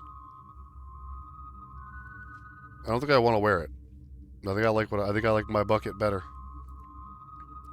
I like my bucket better. Hey, a mace. Mace of Terror. -2 strength. You reach for the mace. It is cold. Colder than iron pimbrits. The metal feels wrong. Gosh, you have a nice weapon, eh? Grip it hard. As your gloved hand wraps around the handle, a chill runs up your arm. Not just gold. Watch out! Turn around. Nothing. Just the empty crypt. But... you good? Just look at the mace again. Cleric? You look down at the mace. Something is very, very wrong with it. What? Is it cursed? Did I just get cursed? No, it's there again. Shit, look out! The figure in the periphery, watching. Spin around. Nothing. Gone. This mace is haunted. Cursed, perhaps. Try to put it away. You move to secure it on your back. The presence fades. As long as you're not wielding it. Damn this. You find a lovely weapon, ready to take on the city's foulness, and simply cannot wield it. The horror, like some unfleshy ghast come to haunt you, is too great. Keep it sealed. Keep it close. The spirit watches. Okay. So as long as I don't equip it, so does that mean I can put it on like my back or something? Standard issue. You see a dude staring at the corner of every wheel. It might be best to use it in a fight. Oh, okay, so it's good for as long as I'm not fighting, I can use it. Gotcha. Gotcha. Gotcha. This is a bucket. No, there's more. Bone dust. What's bone dust for? Dust from a bone grinder, very fine and spaly fark, made of unicorn or whalebone or something. Can use to level second level slots. Nice. Don't mind if I do. What's this? This is it. This is where the first place his body was placed 27 years ago. Your lord, your master, your god, Earth. Fallen and exhumed, like this city. Watch closely. This is how every divine dominion ends, with the cracking of an ugly tomb. This place is still holy, consecrated. Despite this, horrors still walk the grimy tiles. Earth's traces still linger here, as it should. Right. What's this? Alright. Looting. I like looting. I like looting. I like taking things. What's up here? Use some key up here. Maybe a crypt key. Ah, I see.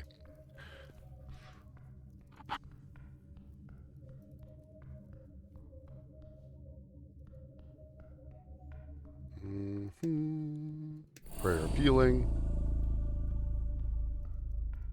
Feeling fresh. Alright, let's go lower. Come on, Snell, we're going deeper. Behold. It's a long way down.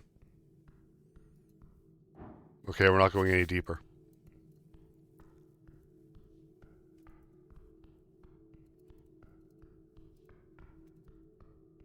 Okay, I guess I can go this way, though, and talk to the bugbear now.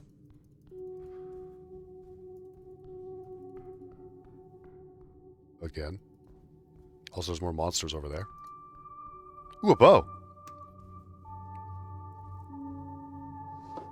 Petrified longbow. Mine.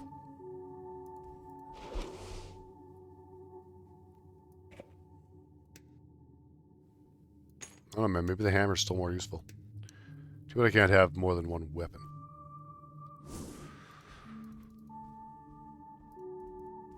The longbow is probably good for... I don't know. What's for the hammer? What if I need the hammer? It might be handy later. Yeah, whatever. Longbow it is. Is the joke be I would use it as a melee weapon because it's petrified like that? Because that'd be kind of funny. One sec. I gotta do a quick BRB to feed my animals. And all that. Soil. Aha! A green rat. There were 3 rats. Now what if I put them all on?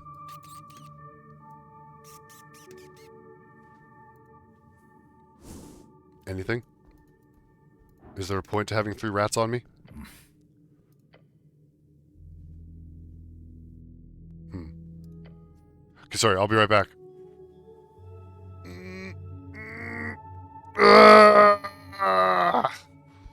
Also, I'm going to play an ad. Sorry. Because hopefully this will stop making... Well, the rats are only... they're only... I only have the 3 slots, crafting is the catch, right?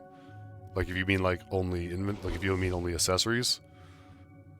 So I was hoping if I found 3 rats, it'd be something cool, but it doesn't seem to be that way.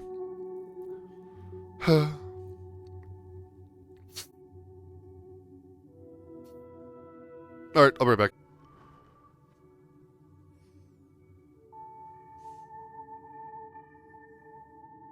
Okay, anyway, sorry. What's the bugbear have to say now? After I look through her pockets. Ooh.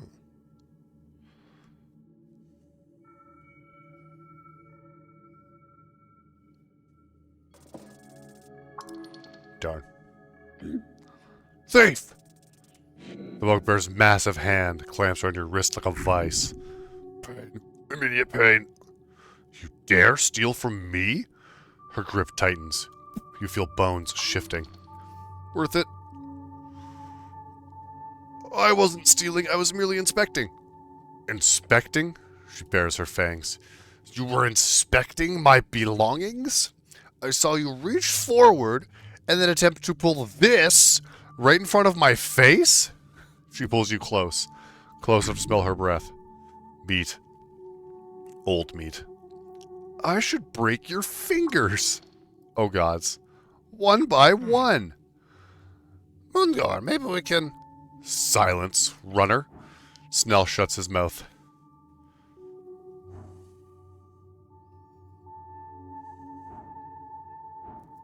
Do it then. Break him. Ooh. Your voice cracks. Just slightly. She heard it. A grin spreads across her face. You don't mean that. Lady Sageleaf has rules about thieves on halfway territory. Oh no. But I'm feeling generous today. She does not look generous. You will receive 1 strike. She raises her open palm. It's the size of your face. Try to dodge. You attempt to move. Her grip holds you in place. Nowhere to go. The impact rattles your skull. Stars. Many stars. Stars. The occurrence of distant celestial bodies appearing in the sky. If Dante's Telepian witnesses are believed, many old worlds had skies filled with thousands of these. Anticipalians. Anticipalian, Old Demonian term meaning before the closing of the gates, used to refer to those who lived in the gate area exactly 2,027 years ago. The closing, 2,027 years ago. You hit the ground hard. Consider that a warning. She looms over you. Steal from me again and I will take the hand. Stay on the ground for a moment. Get up, thief. You're embarrassing yourself. Get up. She returns to her post, eyeing you with disgust. Lesson learned? Possibly. Do not test me again, human. Nod and back away. Alright, cool. Cool. Cool. Cool, cool, cool. Cool. Cool. What's this do? Allah, Lord Pooh. Among the tangled mass of vines and mossy rocks, you see the thick roots of bracken tree. They crack open walls and ceiling of this half-dwarven, half-anticipalian chamber. Bracken. And a scunny tree known for its impervious nature, sometimes called ironwood. The Ilium Forest holds the largest collection of bracken in the world. Ilium Forest, the great woodland covering most of the border between Ascan and Reeds, domain of Ilium Elves. Spreads like a 1,000-footed spider. The natural, retaking the artificial. It is beautiful. Touch the roots. They are soft on the surface, a layer of moss. So this is the bottom of a big tree. More or less. The roots go deeper, much deeper. I should break down these roots, shouldn't I? It would be difficult. The tree is ancient and powerful. There's clearly something hidden inside here. While brute force is a bit of a passé, it might be suitable here. Well, that went well. You walk over to grab the roots and start pulling. Wrench these roots apart. With a forceful yank, the roots don't seem to move an inch. However, the muscles in your back seem to do so. A snap.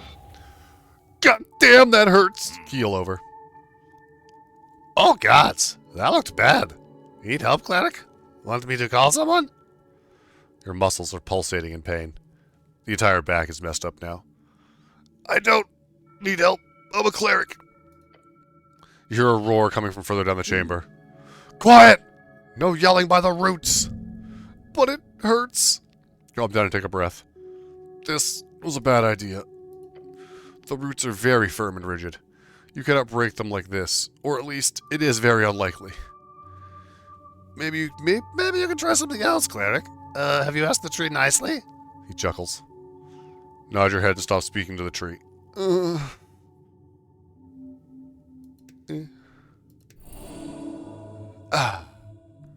My back is cured.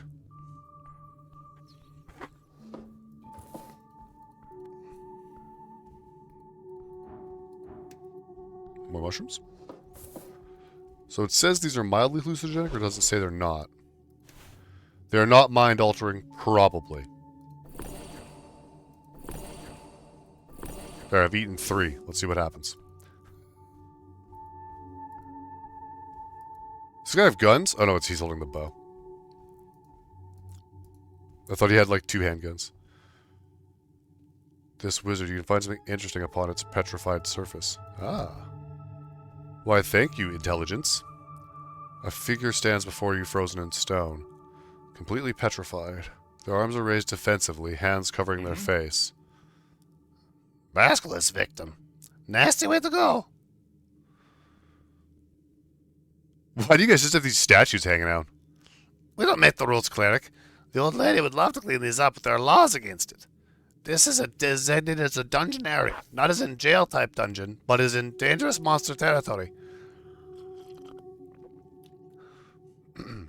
So if we find petrified victims, no matter how old, we're not allowed to even touch them. Only clerics can do that.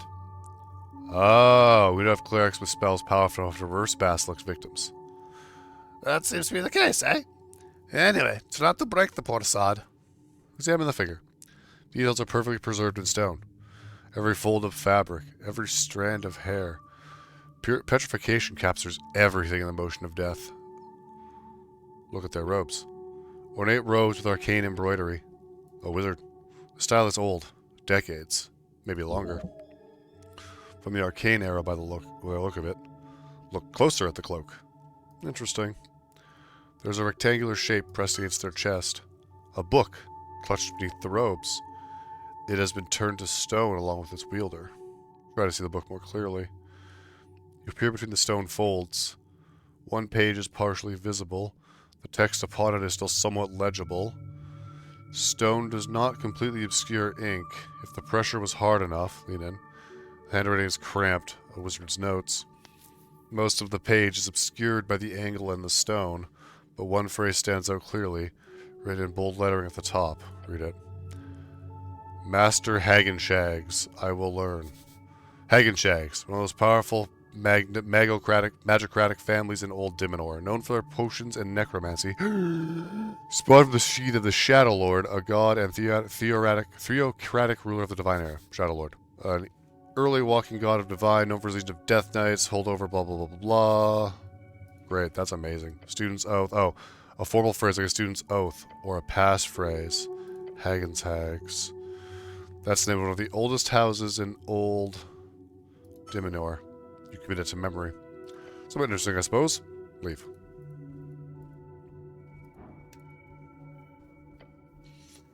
Petrified. Stepping in front of the petrified person statue you get a sudden sense of paranoia, as if someone is listening.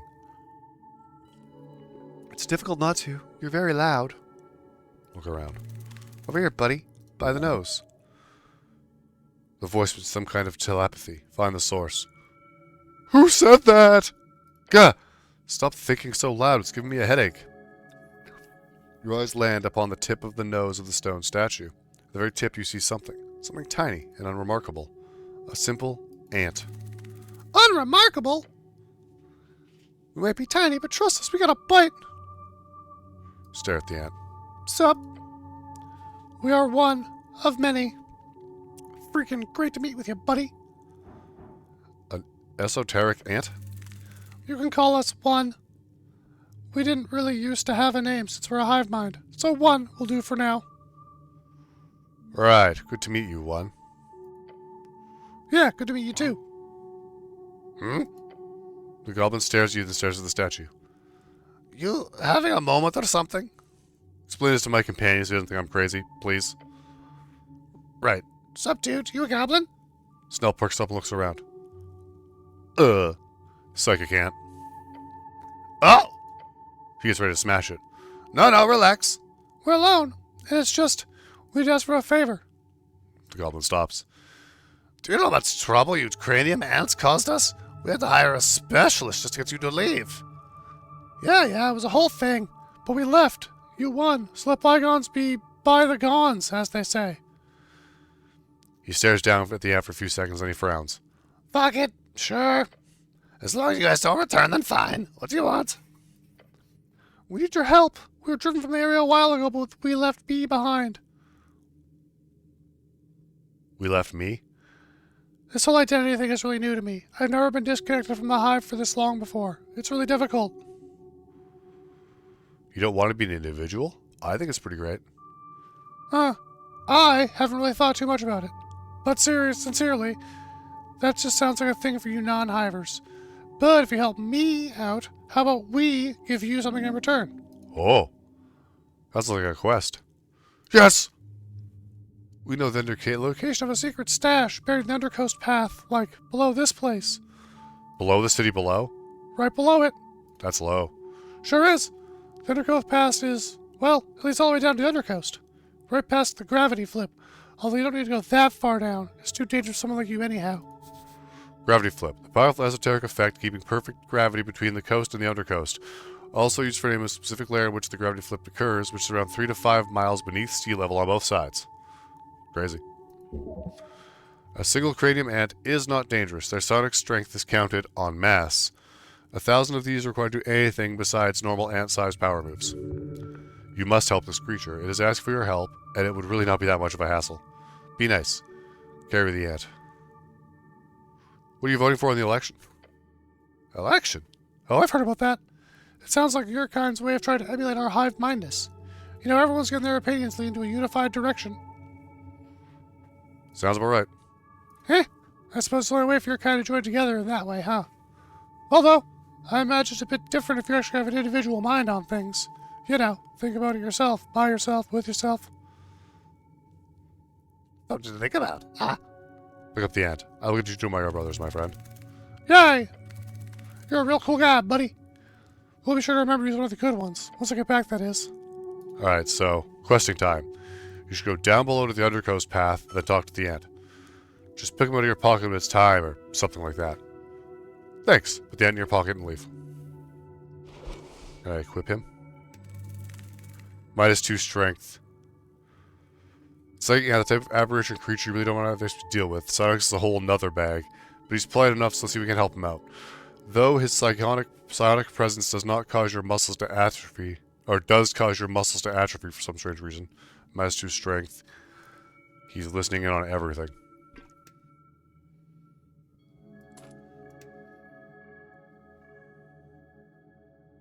Minor charisma increase for a week. Yoink. Charisma increased by 1!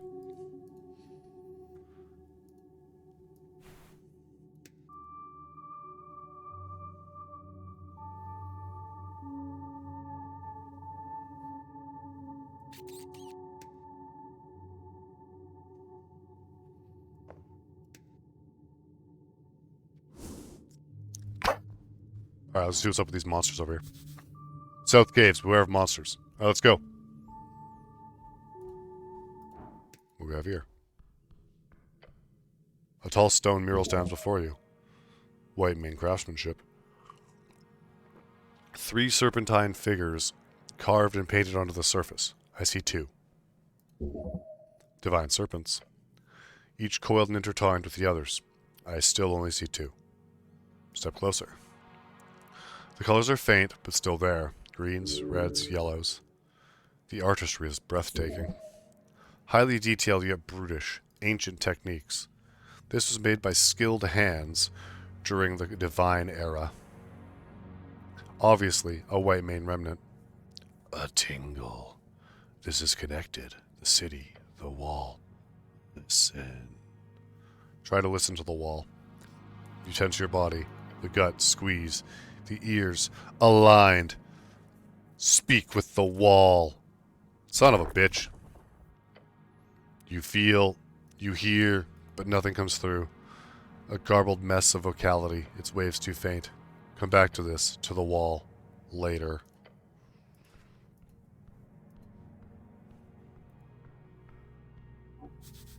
Beware the crunch. Please don't step on on the literal human skulls.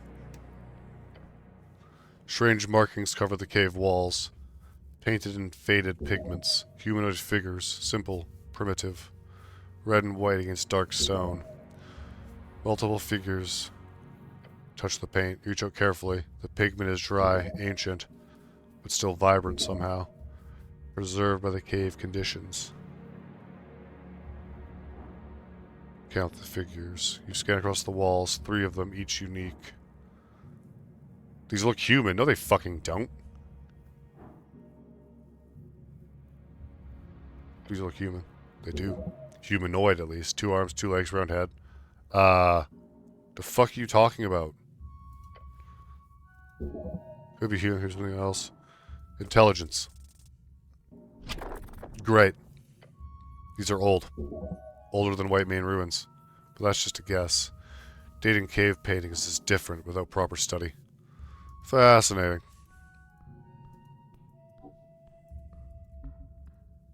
All of this is fascinating. What's happening down here? Ooh, more bone dust. Nice.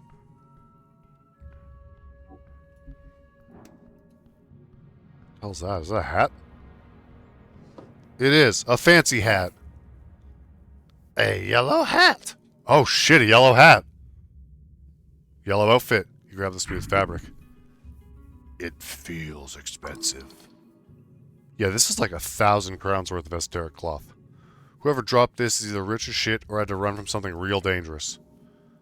Your companion looks around, a bead of sweat rolling down his brow. Our Frank must have gone through here. Keep an eye open. Fancy hat. It's yours now.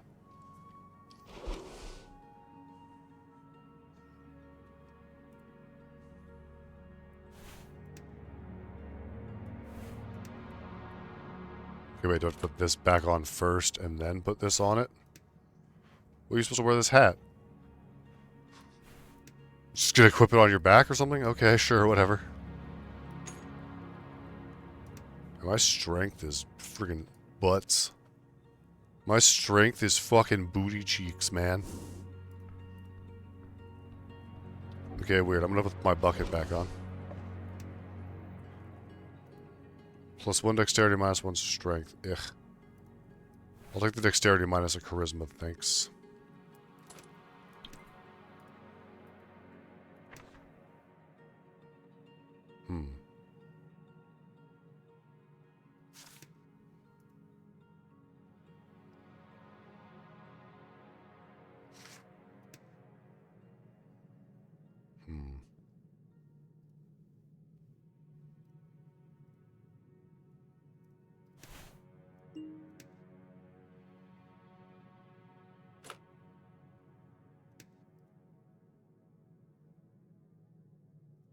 Good enough, sorry. Okay. Hey, we got a corpse. Loot that buddy. Loot that motherfucker. Esoteric lockpick. Makes easy work of any lockpicking job. Hell yeah. A double dexterity bonus. Boop. The dungeon continues far into the west part of Tolstad. Well, I ain't going there.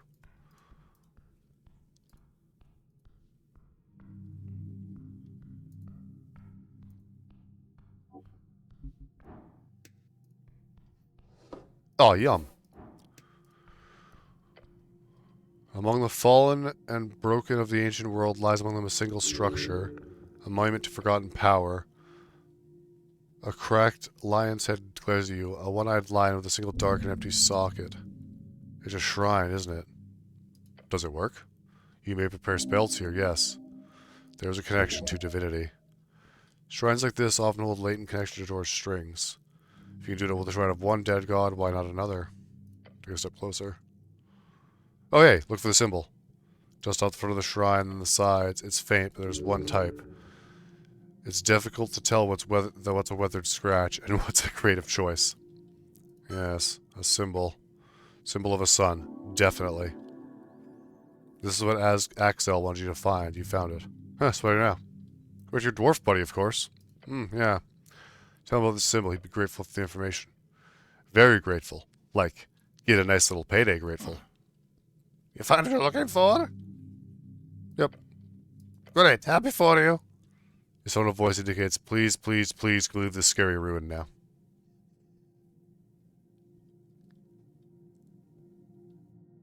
I'll accept out of that. I want to put, no wait, I should go back to Axel then. Those other ruins. Man, there's a lot of ruins down here. You should, right away. After I investigate the shrine. Your left hand slides over the markings on the front. There's something there, inside the stone, and it's text. Tracing your fingers, you realize something is written, faintly scrubbed down over centuries into the surface. It says, El Ojo Rojo Vile Tus Logos. Take a step back and mumble it to yourself. It means the red eye. The red eye watches over you. Does that mean anything? Probably. They would just write it on their shrine for no reason. He shrugs. They honestly might have, but who knows? He glance upward to the lion's head. In the eye socket. Perfectly sized for a gemstone. This is obviously a secret you'd be able to trigger in case you had the correct gemstone. Look at the socket. Poke my finger in it. You do so, sticking it in. First an inch, then two, then your whole finger. This is a great way to lose a body part. There are many tales of dark voids that consume any inserted limbs. Wiggle it around. You do so. For some reason. Nothing happens?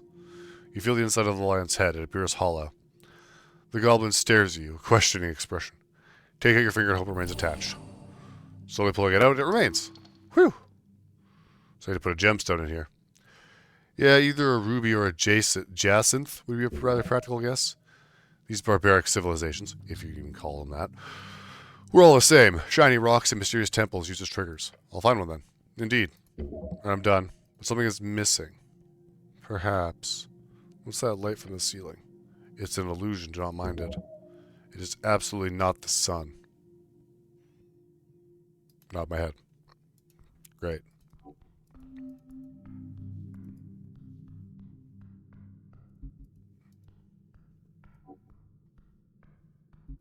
That it? That was all that was down here at Tool and Cattle? A sinking feeling appears to your right. Your gut. It sees death. The goblin jolts to the side. Cleric, there's... Is that a mimic?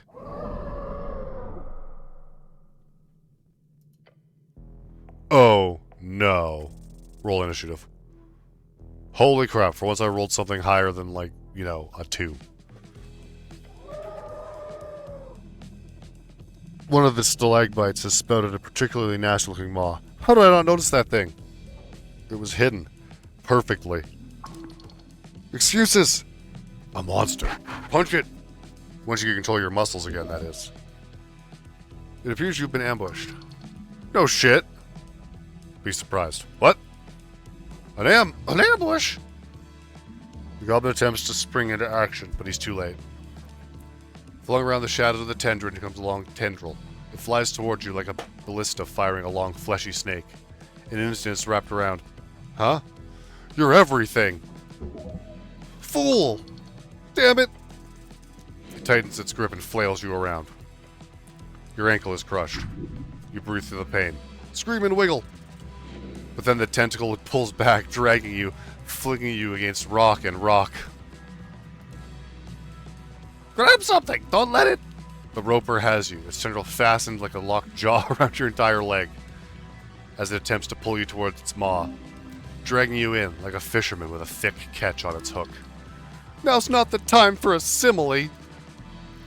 Your prey. But you will break its stomach once consumed. No, no way. You're not getting anywhere near that maw. Slither!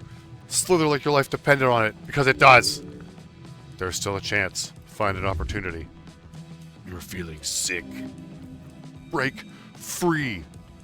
Slither, slither, slither. Yeah, I made it.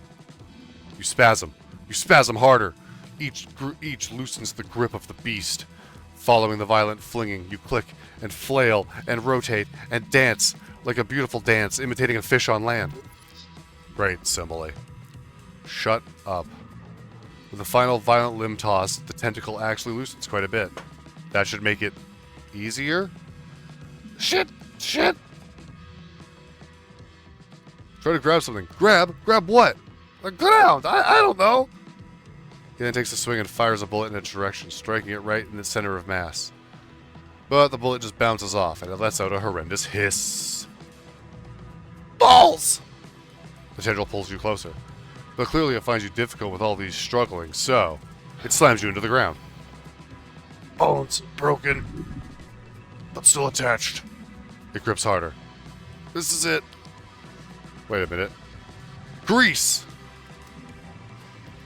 You quickly mutter the words. It's difficult to throw up the somatic symbols, but you succeed targeting myself. Yes. The grease immediately appears, covering you from head to toe with a slippery, gooey mess, and the roper's tentacle loses its grip. Break free! It wails and flails the appendix around, and you're dropped to the ground. You are a true genius. Now conquer this overgrown squid.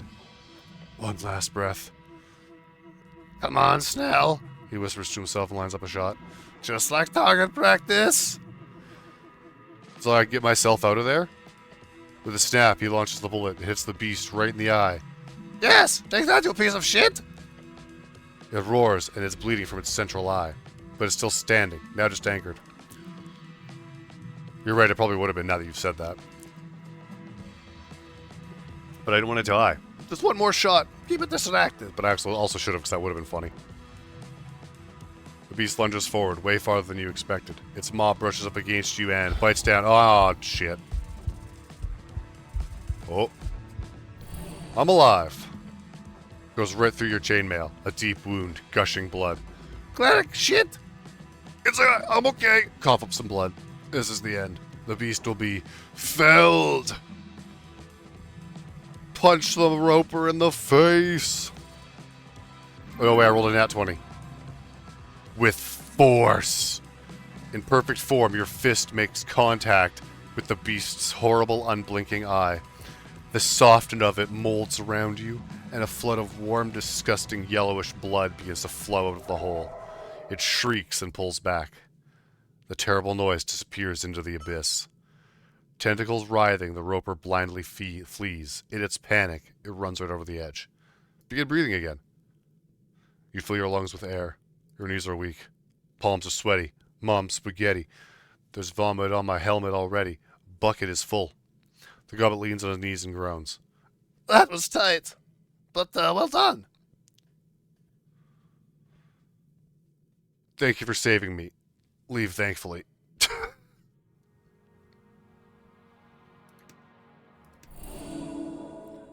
You sure are lucky you're not the one getting smashed around.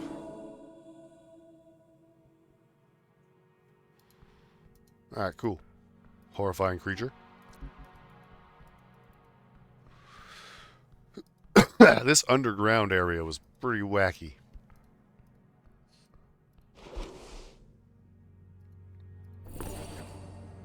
Try to eat these. Too full. Baby. Anti-option. I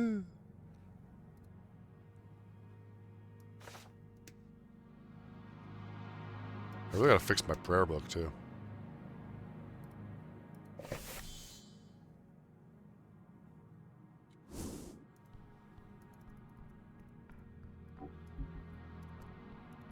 Okay. That's where I came from? No, it's not. Yes, it is. No, it's not. I just got killed by a giant rock tentacle creature.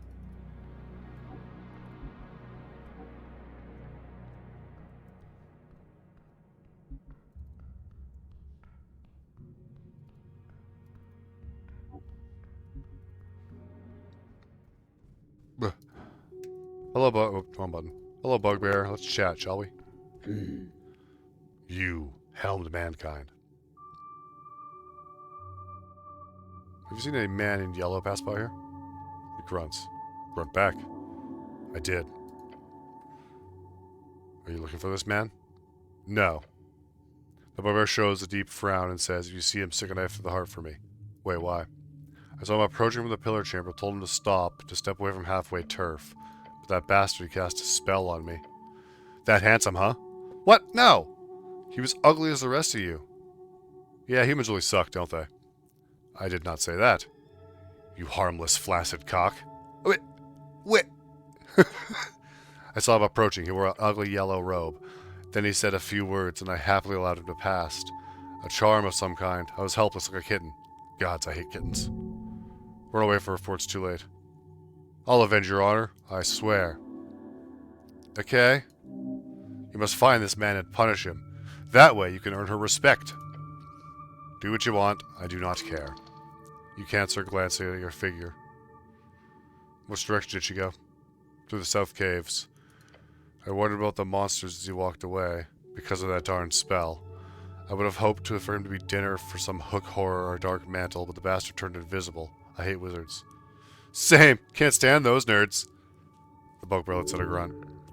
Clearly signaling she's done with this part. Ask her why she hates kittens? Okay.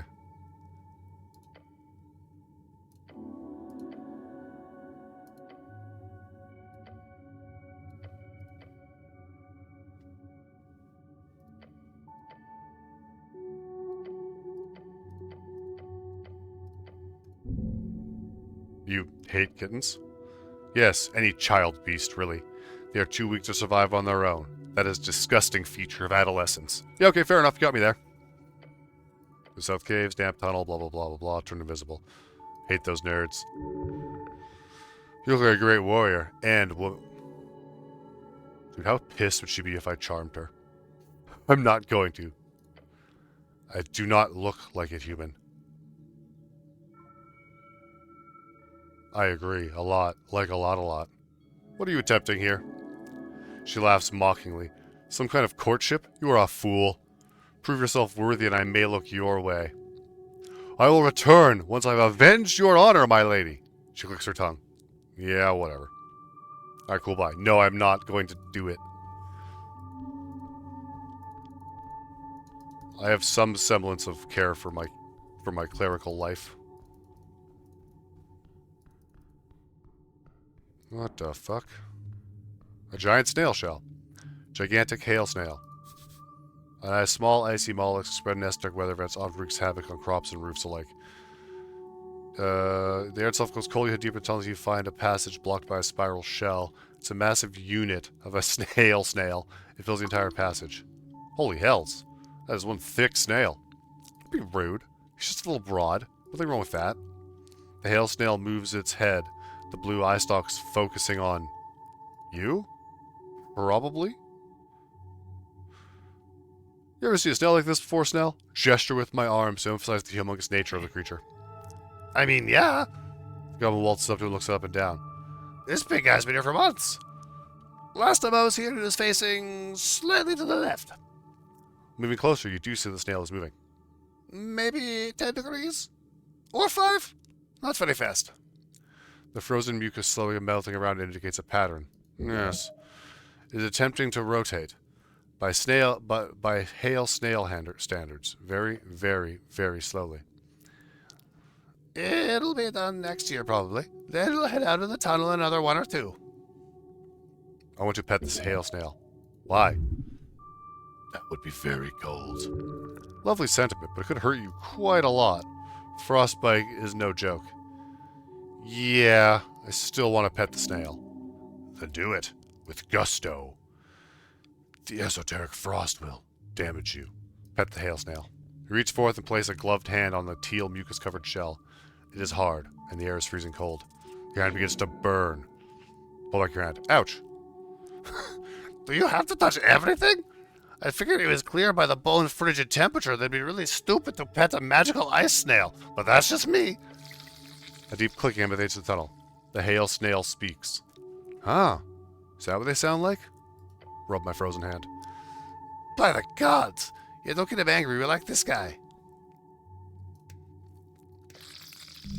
Deep clicking, blah, blah, blah. Starts with a sentence. Little guy, you are friend? I'm not your friend, buddy. Yeah, I am friend. Friend. And the snail's muttering echoes through the cavern. I am Reckham. Reckham, I hardly know him. Lord Reckham Namu, you stand before a solemn soul. That's all I wanted to ask. You're a solemn soul. Why? I am trapped. The cold, it holds me. I sleep, but not sleep. Esoteric ice binds me. My children, they sleep too. We cannot move. half hibernation. His own esoteric cold has trapped him. A feedback loop of magic and ice. Lord of what? Lord of my escargotoire. Hilarious. My children 6 in number. They are small still, but they will grow, as I have grown. An escargotoire, a snail family, all trapped in the same hibernation. Who you voting for? Election. What is election? This is where people choose their leaders. Choose. We do not choose. The strong, they lead. The old, they guide. This is the way. But if I must vote, I vote for whoever helps snails. We are forgotten. Always forgotten. Do you have anything that can help me when it comes to the mystery of the tea shop that exploded? Tea shop? I do not know this. I know only cold and sleep and the slow turning. That's all I wanted to ask. Good luck, snail.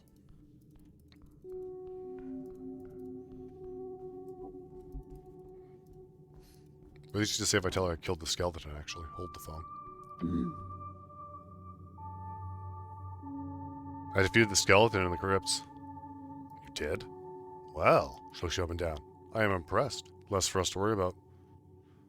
I also defeated a roper in that south cave. A roper? That's a ferocious beast. They do not come this far up very often. Well done, human.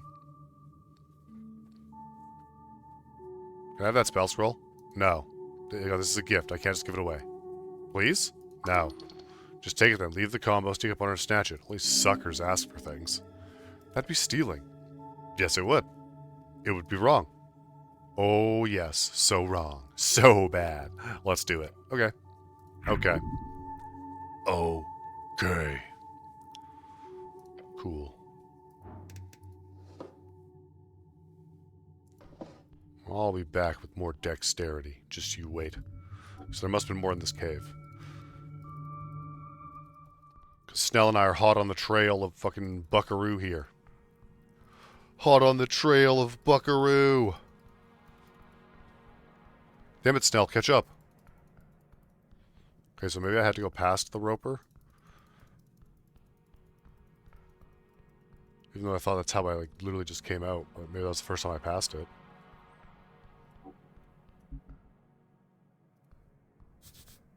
Put these barrels here. Agreed, Charisma. Who?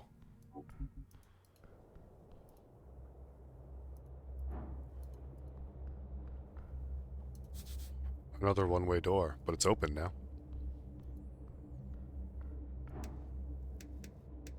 What's in here? Potion of healing. Hell yeah.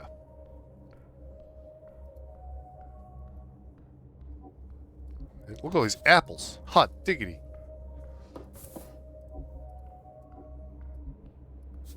So much food. What's this? A grill and some crates? At the end of the sewer path, you encounter a stove. Around it sits some crates and what looks to be a ragged bedroll. This is a camp. We got ourselves a big sewer rat here. Big enough to camp and cook. The goblin looks around the dark tunnel. I don't like this one bit. Feel the stove. It is not entirely cold. Recent, huh? Look around. There's some rats scurrying around, nothing else. What are these crates? Leaning in, you see symbols hatched into the corners of the wood. HWBT. Huh. The goblin inspects them as well. We've had shipments going missing on water lane in periods. Now I know where they end up. He taps the crate. Spices. He taps another. Potatoes. Yes, it's food crates. Food. Just food. Over time, it's been a lot. Yes, these crates hold food. Why food? A glance reveals that most are empty. Whoever is down here is clearly siphoning off resources from the bridge tribe. But why food in the sewers? A foolish question. Obviously, this is a hideout. I've been trying to nail this thief for a long time. Figured it was some organized thing. And considering the size of this hall, it's got to be.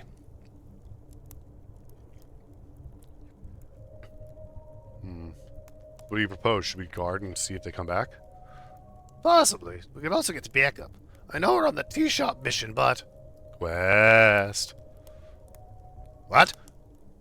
The tea shop quest. Right. Anyway, this is kind of a big deal for the halfways. Ladies say we will be happy to finally get this thorn cut down. We should go get back up. Yeah, probably for the best. Somehow I have a feeling that whatever is eating all this won't be too happy with us finding the stash. A hunter. Honestly, this whole thing's creeped me out. You're telling me. You've heard that phrase before. Don't comment on it. I am, Snell. I just did. No, it's a saying. Saying or telling, you're still just narrating. It's quite strange. No, it's a saying. Anyway, What's creeping? This is making me hungry. really? You? Is he questioning your need for calories? What's going on here? Why are you actually surprised? I'm a human who eats food. That's normal.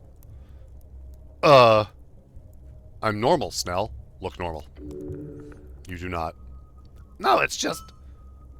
I haven't seen you eat anything but apples, I think. Hey, I think I ate some mushrooms off the walls, too. Right. Not a pretty sight. But look, I just assumed you weren't the type to get hungry. Of course I do. I'm normal. Yep, totally normal. The most normal. Top normie. Right behind. And you never thought to check the sewers?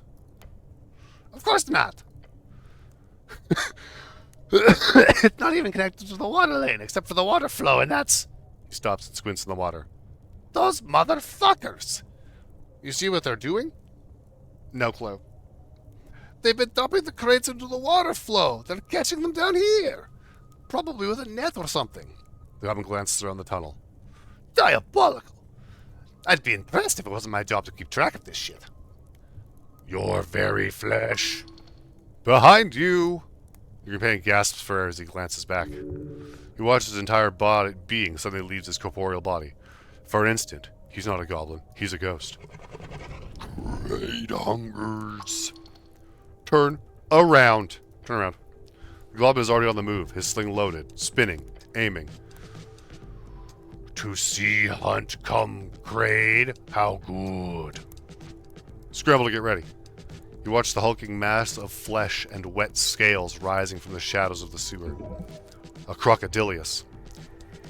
It towers over you, its gaping maw widened at what could be construed as a mocking smirk.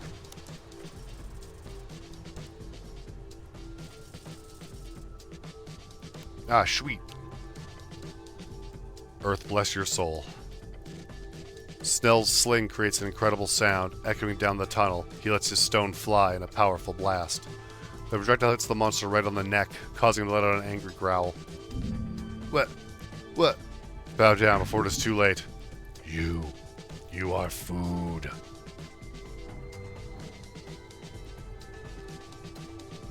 Charm it.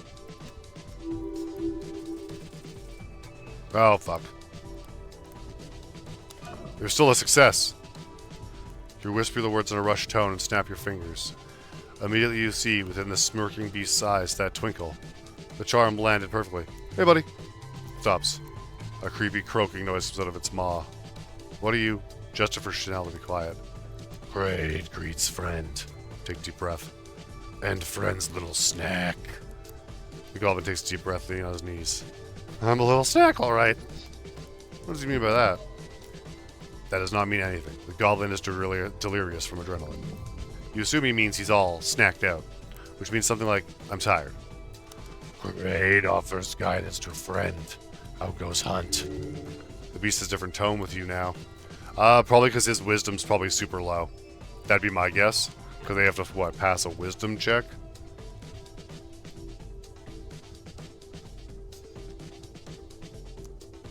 It has to make a wisdom saving throw, so it probably...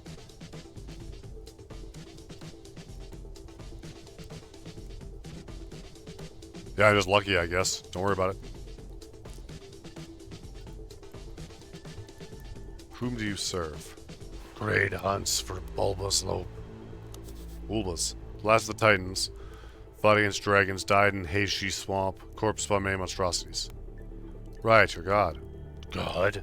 The crocodile stops and thinks for a moment. Apparently not, even though it should have been. But who knows, maybe that was negatives? Or maybe he rolled the nat one. That was just, he rolled the nat 1. That's why it was a success. I didn't roll shit. That's what we're misunderstanding. Then he says, Master? That's like one of them fairy tale titans, I think. Creepy. You steal from the Halfway Bridge tribe? Steal? Kraid, take what Kraid needs. You promise not to kill us? Kraid does not kill. Kraid cannot kill. Might have a hard time believing you. Kraid knows not. Gods be damned. Why does it feel like the fight's not over yet? Tell me about yourself. Kraid follows the hunt. Alright then, break the spell. Hope you know what you're doing, Cleric. As the charm fades from the beast's dead eyes with a rumbling noise. Gah! Kraid is bored. You're a cleric, no? The goblin takes a deep breath, then hisses at you under his. Do not push your luck. Yes, you know me? Do not be trouble. And Kraid will not be trouble. He slumbers over to the encampment you look on, taking heavy breaths. Snell leans on his knees. He appears to be shaking. Adrenaline running out. Weak knees, dizzy skull. Kraid sits down on the crate in front of a little stovetop.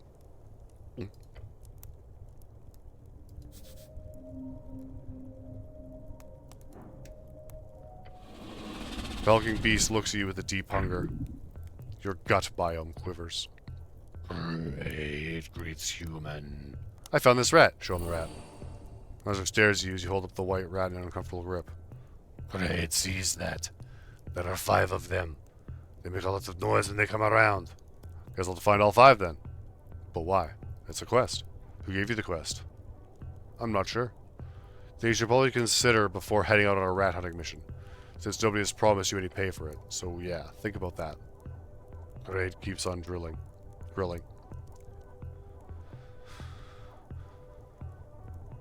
Have you seen a man in yellow going past? Kraid has seen this, yes. You have? Yes. Kraid saw human in yellow go past. Kraid meant to eat such fancy human, but human was fast and turned invisible before Kraid could approach. Kraid did hear fancy yellow human speak to self while walking past. Human said, "Where is this damn secret passage again?" A secret passage? Where?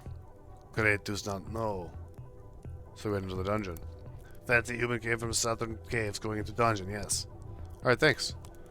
Monster smirks. Or, it makes no expression at all, because it always smirks.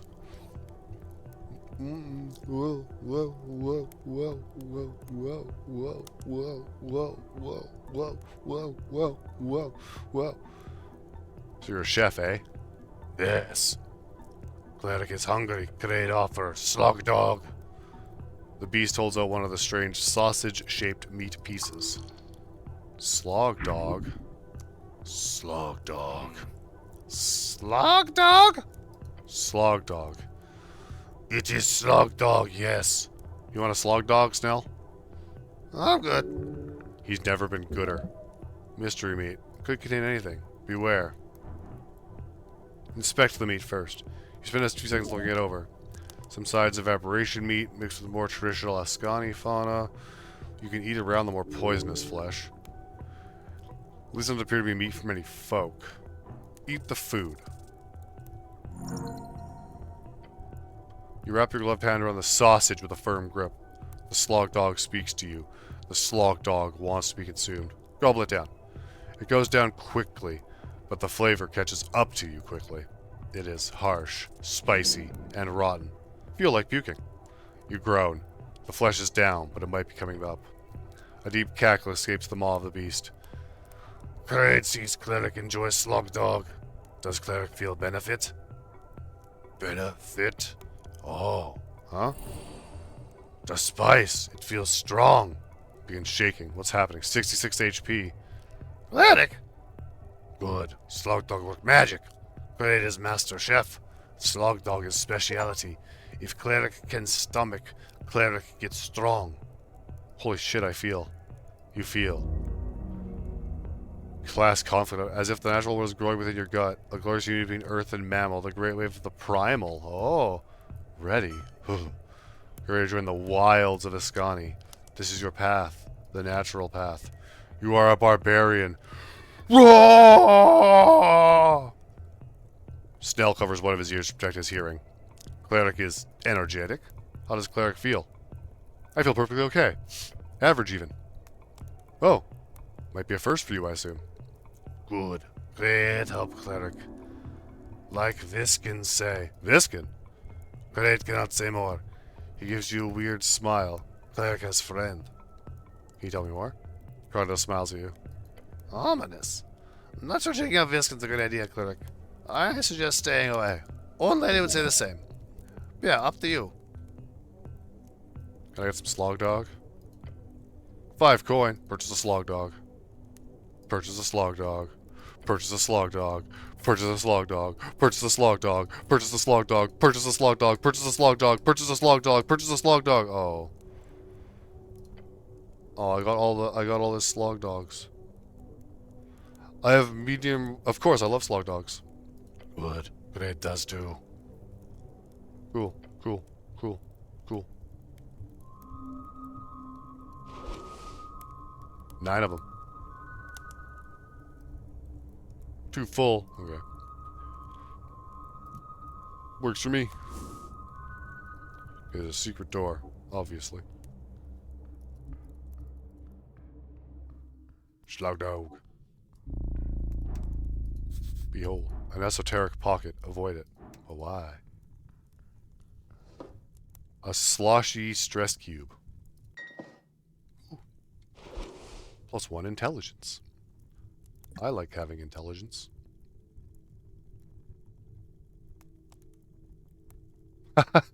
Translucent cube, translucent, somewhat firm, gelatinous cube. These used to be sold as toys, pets. Today they're illegal, probably because they can technically still dissolve human flesh, albeit very, very slowly.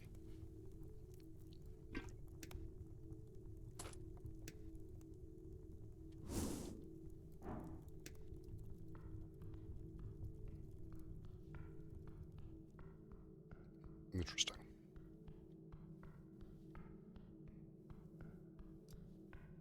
Horrifying.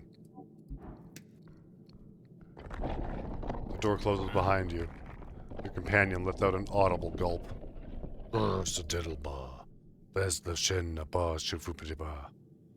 Snell, why did you let me go into this obviously terrifying chamber?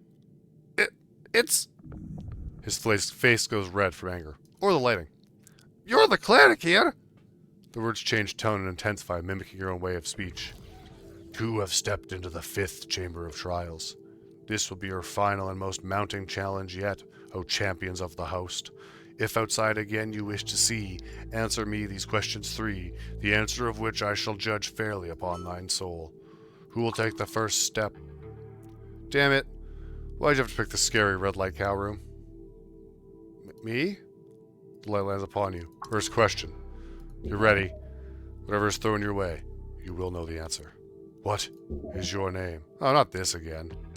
My name is... The light intensifies. Would it be funny if I said something completely unexpected you returned with the right answer? No. Fine. Simply state your name. My name is Reagan. The light blinds you when you feel the chamber shake. What is your quest? To solve the mystery of the tea shop that blew up. And the eyes of the cloud, blah blah blah. What is your greatest fear? To be abandoned? Third time for that rumble along with the hot gaze of the Minotaur. Minotaur, common term for bovine folk, rare folk upon the coast, found mostly in Haiji inland voyage GD. Inland term for travelers the endless ways away from the coast. It then turns to your companion. The chosen will be you. Snell, in response, gives off a shocked scoff. That's easy. You can sense the relief pass over him. The goblin stands up straight, facing the light. Go ahead, Guardian. Ask your questions. What's your name? My name is Snell. That is the statue stronger once more. What is your quest? Yoshi glances to the side for a second. My quest is... Focus. There's a claw at you. That means shut up. My quest is to serve Lady Sageleaf. Again it rumbles, and you get to the crescendo of that third final question. Nothing bad yet, very nice. Snell looks confident. What is the scholarly definition of numanism? His face drops. Panic. Squat down and stare at the goblin as light goes more intense. Looks around, struggling wildly. Glare at him. What is it? Depends. The Arcane Era, scholarly definition of the Divine Era, scholars. Arcane Era. Governmental rule of divine dictatorship. It's quite terrible. Attempt to show Snell what numerism means. The goblin has his eyes fixed on you as you hold up your hands. Pretend to act like a tyrannical magic man with a big stick. Then pretend to use magic to mind control your followers. Then pretend to show those followers slowly overcome you as way better arcanists come into power through a fair system of mediocrity in the Arcane Era. Pretend to pray, then pretend to be a big strong earth, then pretend to show how people corrugate into cultural units underneath God Kings during the Divine Era.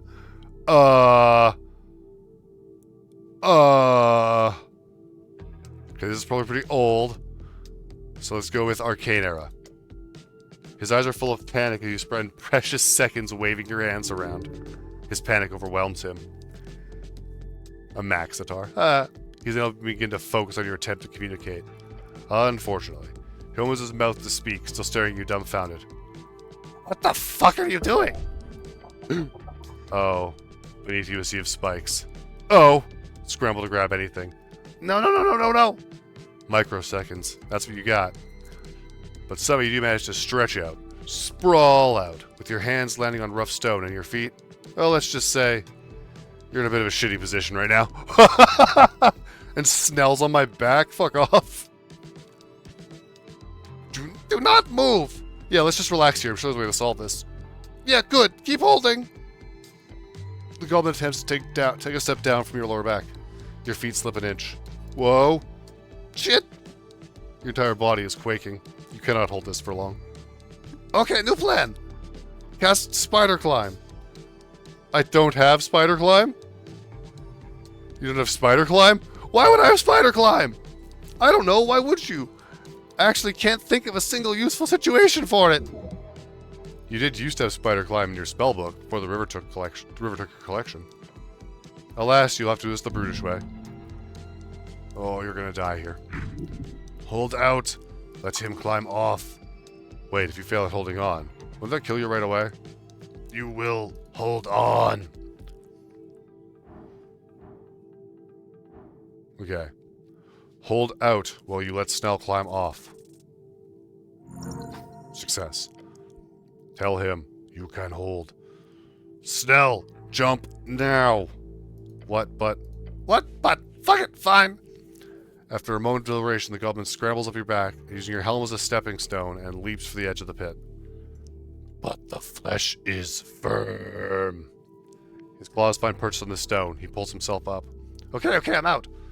A few agonizing seconds later, climb up on the side. The voice starts up again as you do.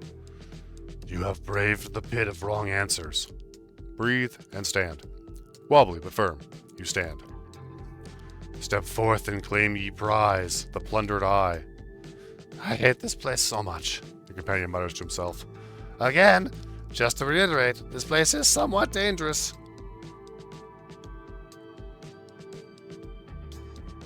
Divine rule. Numinism has been walking God's rule. Well, I don't know that. Why would I know that? It's basic history.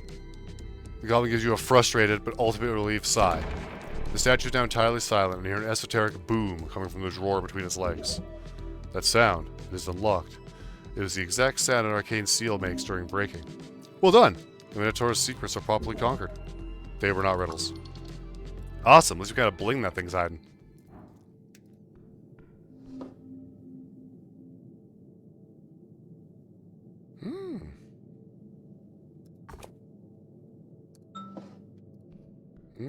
Okay, so I take that back to the eyeball statue for whatever reason. So jam this in the eyeball. Which is actually back this way.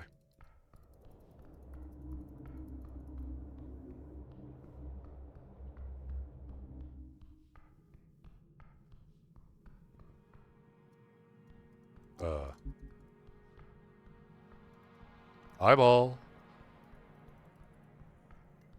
I'm sure if you Googled it, you'd have your answer there, Woof.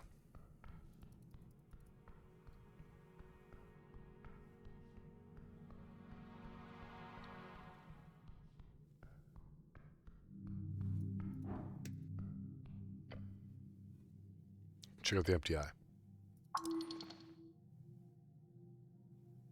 Put in adjacent. Close enough. Once close enough, like a magnet gets sucked in. You hear a strange noise. Oh! Oh gods! The goblin gasps for air, unable to speak. Look to my left. Oh. You just almost died. Begin to shake due to a slightly delayed adrenaline kick. We would have died had the final blade not been blocked by those vines. And Snow would have died if he had stood just a bit further back. Or to the left. Fuck! The goblin is actually shaking. Nice dodge, Snell. We were...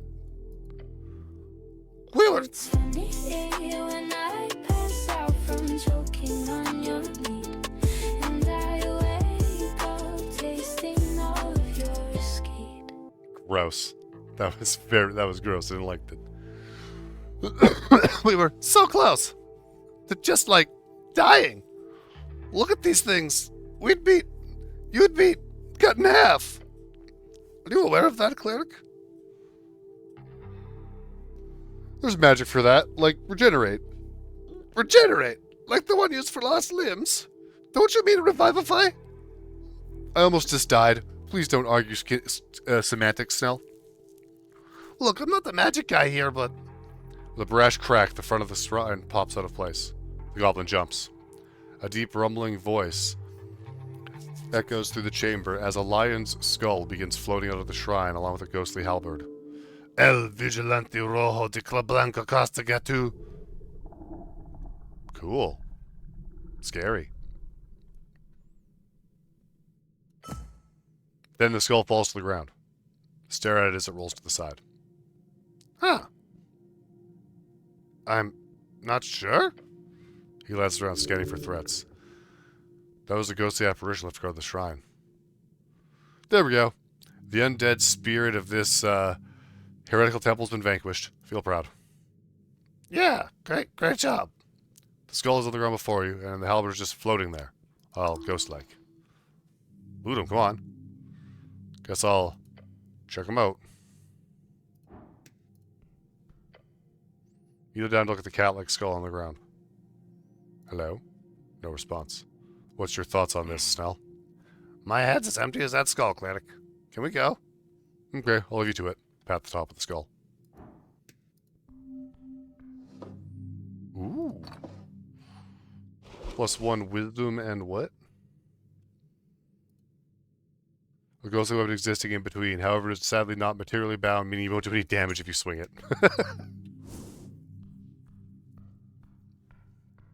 Cool. Ghostly.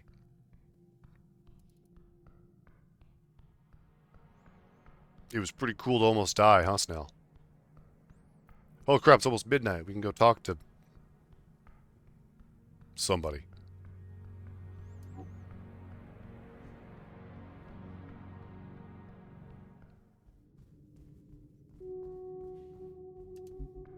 Yo.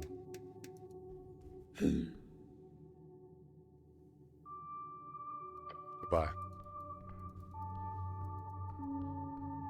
We're gonna break this yet?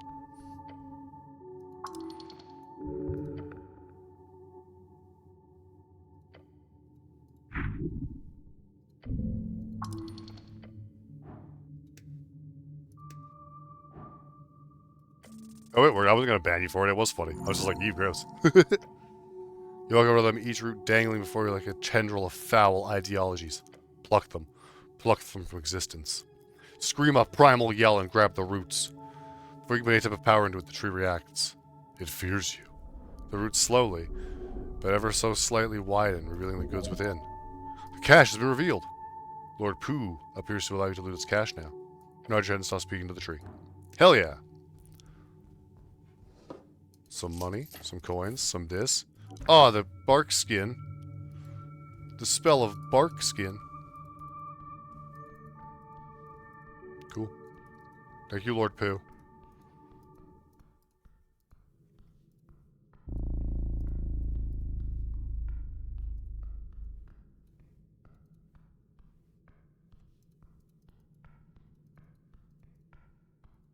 Interesting.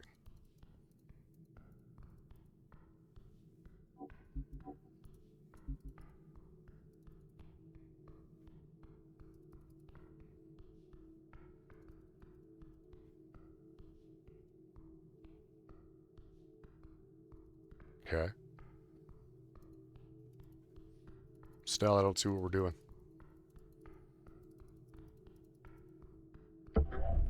Click. That is not a good click. Bad click. Bad click. You feel a pressure change. A rushing wind causes you to be pulled just an inch further to the hallway. Then you see something opening in the walls. The goblin behind you is already in action. Back now! You just barely managed to escape the deep clutches of the skin-melting heat. Standing up, you realize the fire singed the edge of your uniform. Adrenaline leaving system. Pain burns. Roll around to put out the last fire. But you live. Woo! God damn it! Don't waltz into obvious death hallways like that. I don't need more of your near-death experiences. How the hell was I supposed to know? It was ominous. It's clearly an ominous hallway. Every hallway here is ominous. Now don't enter the hallway before you enter. Blah, blah, blah. For some reason, it's still functional. It's a magic trap. As you dust yourself off, Snell squints at the strange paw prints on the walls. Wait, I think I know this. These mugs. That's where you can deactivate the trap. Let's check them out. Terrible, terrible hallway. There are 2 faint paw prints here, one on each side. I think traps like these are my least favorite part of the job. Press the right paw print, but nothing happens. Not even your full weight pressing this don't make anything happen. Press the left paw print, nothing happens. Your thoughts on this? I feel like It would be very silly behavior to go on touching paw prints in the city below. But honestly, it wouldn't surprise me if some bullshit puzzle. a puzzle. I love those. Could be something like, we have to press both of them at the same time, and they somehow deactivates the trap. That's worth a try. I suppose. What's the worst that could happen apart from being polymorphed into a rust monster or something? That would never happen to me. I'm too lucky. Get in a position. Or at least fast on your feet. I wish I had your confidence. You get in position and look over your companion at the left paw. He reaches up to it for a moment of hesitation. Ew. Yeah, this is magical. You see him shiver at the realization. But nothing more than that, he says, and pushes his whole weight on it. Try pressing yours. Press the other one. Clunk. The goblin jumps back. A deep groan from the walls. That did something. The fuck is that ticking noise? Esoterical vibes. Your body tingles. A pressure change. Something's happening. As you peer into the hallway, you see something appear on the wall. Is that writing? At the entrance, a whirling mess of faint light forms a stable shape. Enter den pari pobrevos. This is cat speech. You cannot read it. Ah, the construction must be a remnant of the White Mane tribe. This will be dangerous. Why is there cat speech on the wall? Oh yeah, good question, but I can read this, kind of. He says the text and mumbles to himself. It says, enter as a pair and be probed. Not probed, proved. Like the dwarf is prov. It's a trial. Not probed, proved. He snaps his fingers. Yes, that's it. It's a test. Enter the hallway in a pair and get tested. I'm ready. What are you... The goblin takes a deep breath through clenched fangs. Yeah, okay. On 3, 2, 1. Start walking. The 2 of you step forward, in hesitant unison. Stern, heart beating fast. Text is changing. Stop! You will stop with the magical lettering. Al son divino la puerta se abrina. Oh, God, your companion mutters. Something divine, something port. Open a gate? You can read it, right? It's not like I took formal lessons. I just picked up a few words here and there. He's sweating, a feeling of dread growing in his heart. A clicking sound starts to echo into the hallway. Tick, tick, tick, tick. Gods be damned. Hold on, okay, I got this. Tick. Al son divino. That's a divine song. Tick. Puerta is door. Tick. Listen to the divine song, the door will open. What the fuck does that mean? Shake the goblin. Calm down, he yells, pushing you off. Just listen. And that's where the hallway radically. The ticking is kind of a song. A rhythm at least? He's shaking. Tick, tick. A nervous tick, tick, tick. You're clearly supposed to move forward in rhythm with the song, but without knowing it innately, it'd be incredibly difficult to follow it.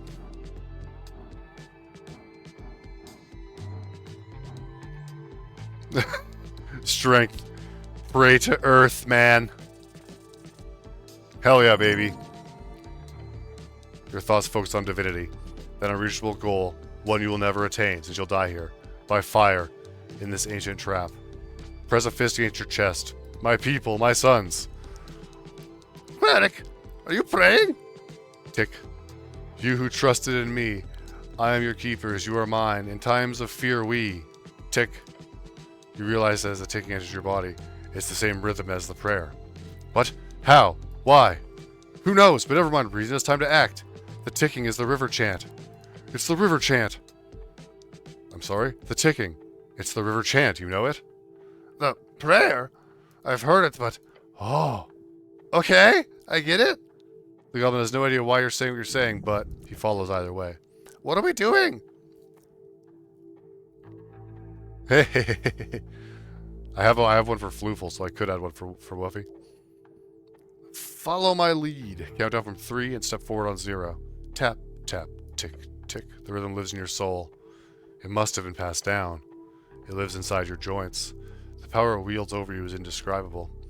We've repeated this prayer, this chant, for unity and enlightenment, for reasoning and meaning. Take a step forward alongside Snell. 1, 2, 3, 4, 5. 1, 2, 1, 2. The goblin keeps up. Each step forward made with a trembling, adrenaline-fueled fear.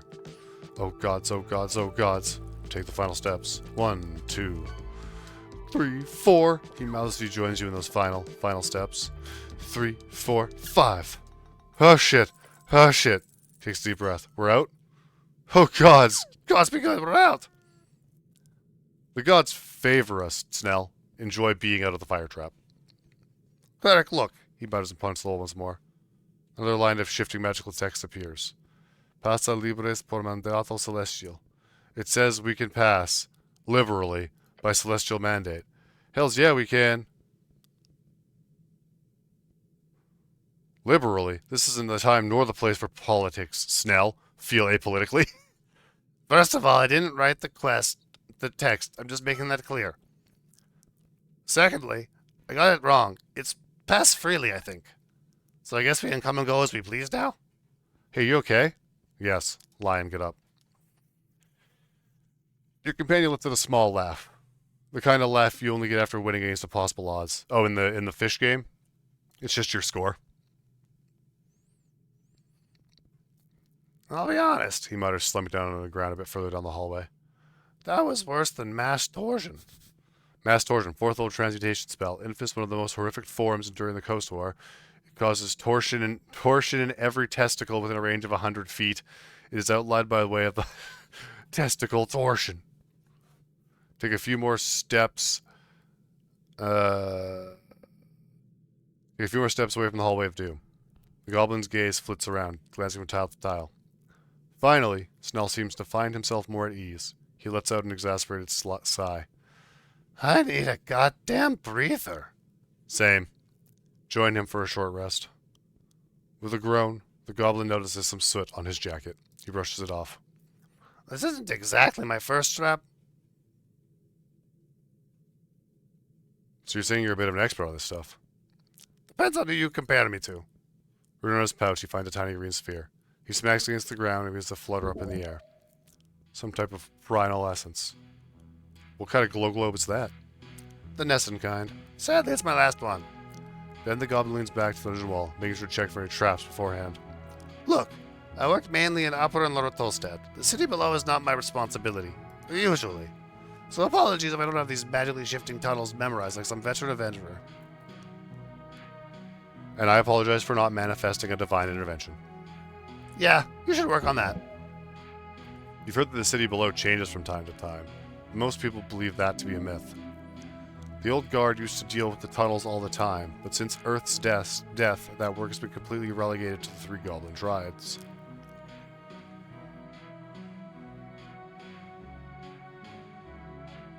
I thought the shifting tunnels thing was a myth. It's not. This place real close to the garden, right? Sure. Wasn't here a couple months ago. Between the garden and Waterlane sewers, I'm 100% sure there was a slanted hallway full of frozen spikes. We boarded them up as well as we could. Boarding up. It lasted a couple of hours. It moved around? Yeah, it moved around. All the shit does. The esoteric madness down here was mostly managed after the conquest. Correct way of referring to the historical event which humans founded Norvig. Most humans ever call it the Reconquest. But it still rises at times in spurts of violence and esoteric randomness. Oh my goodness, you should probably go to sleep. You've drank way too much coffee. And caffeinated beverages. You should definitely go to sleep, Yuki. But thanks for hanging out for so long, even though you were like fucking exhausted. The more living minds present, the less chaotic the section will be. But with this, the goblin describes there's enough activity to warrant a proper look. Huh, can you prove it? Sure. You just sit here and chill for a couple of weeks. I'll come back and visit you. If the tunnels are the same, I'll owe you a beer. We can get back to the quest afterwards. Funny. Very. But trust me, the city below is very esoteric. Not somewhat. It's also really fucked up, which explains why your beloved city would give the property rights to a bunch of goblins, huh? He laughs. A sad laugh. And these last couple of years, there's been more and more Rhodesian scholars going delving to study it. The old lady doesn't let them in on her turf, of course. Chasing them away is one of my many jobs. Politely, of course. I'm not some syndicate gangster. He easily throws out that gangster comment, bit of a sensitive topic. But the other tribes are more accepting. For a ton of coin, exactly.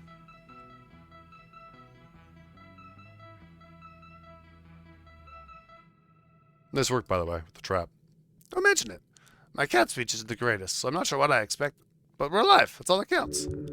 He's a bit shaken up over it. As are you. You okay, by the way? No serious burns? Need to visit a healer or anything? Nah, I'm very good at abjuration magic. It's fine. Abjuration? He scratches his chin. That's the Protect Tomato one, right? Ah, yes, the old tomato reference guide. They use it in schools to show the difference between esoteric categories. You are hungry. Understandable. You have not had a vegetable for a very long time. That's the one. Right. But wait. Is all healing magic abjuration? Because that's the one that protects, right? A shield is protection, but healing sounds most like a post-protection. Let's not get into that right now. Ah, deep subject, I presume? Highly. Highly deep. Sounds abyssal, not demonic. No, I meant like a literal pit. Like it's deep. A far-ending void hole. Let's stop the metaphor. Okay. Good. Anyway. Basically, see this. See what? Positive interaction imminent. It's good to see someone honoring his duty. It's refreshing. Your man lets out a grunt after the echo of your words dies down further down the hallway. What? You don't see honor and devotion among the palace these days? Of course there's honor. Shove a thumb towards your helmet. I'm there. Usually. Of course. You ever meet him? Him. Think for a second, then speak. Who? Earth. The goblin. Asking about your god.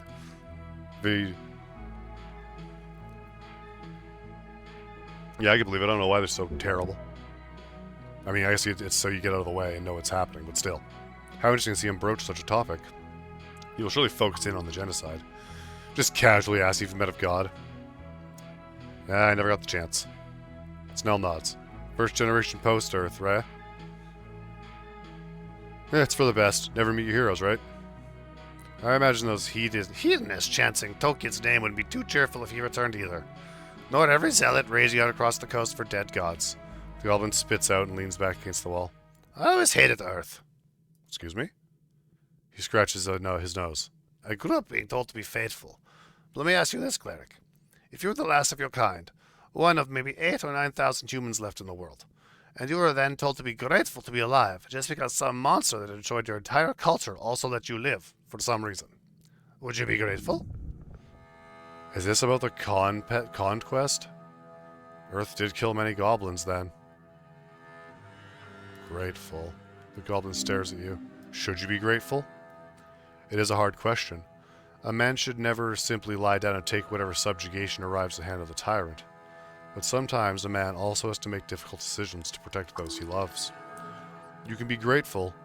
If you were allowed to live, it's probably because you did something the dead ones didn't. If your people fell, they did not have the power to live. It's simple as that. But that should not lead to gratefulness, it should lead to apprehension.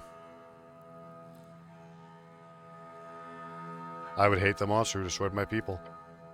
His stern expression drops. Who wouldn't? Snell clicks his tongue and gets up. Every goblin asks themselves that question. To be a cran or not be a cran? We all got different answers. What to do when the past is erased. He groans and shakes his legs a bit. Must have fallen asleep from sitting on the dungeon floor. Some focus on building something culturally or politically.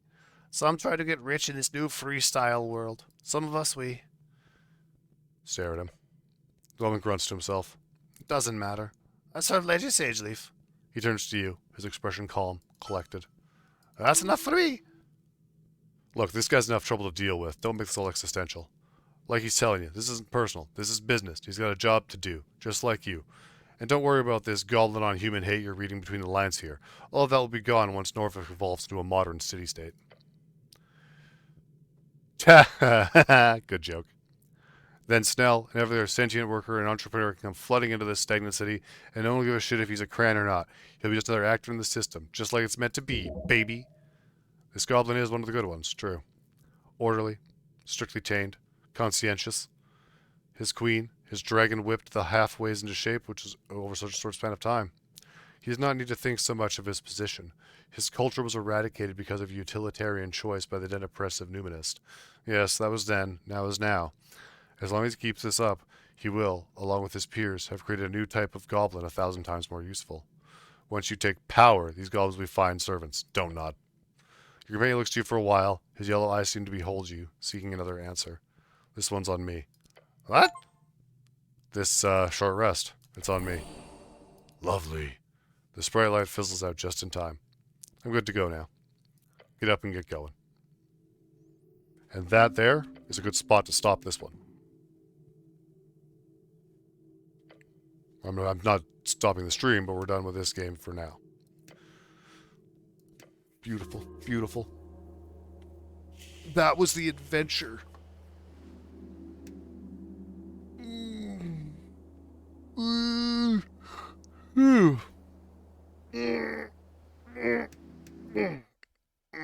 Now I want to play Replaced.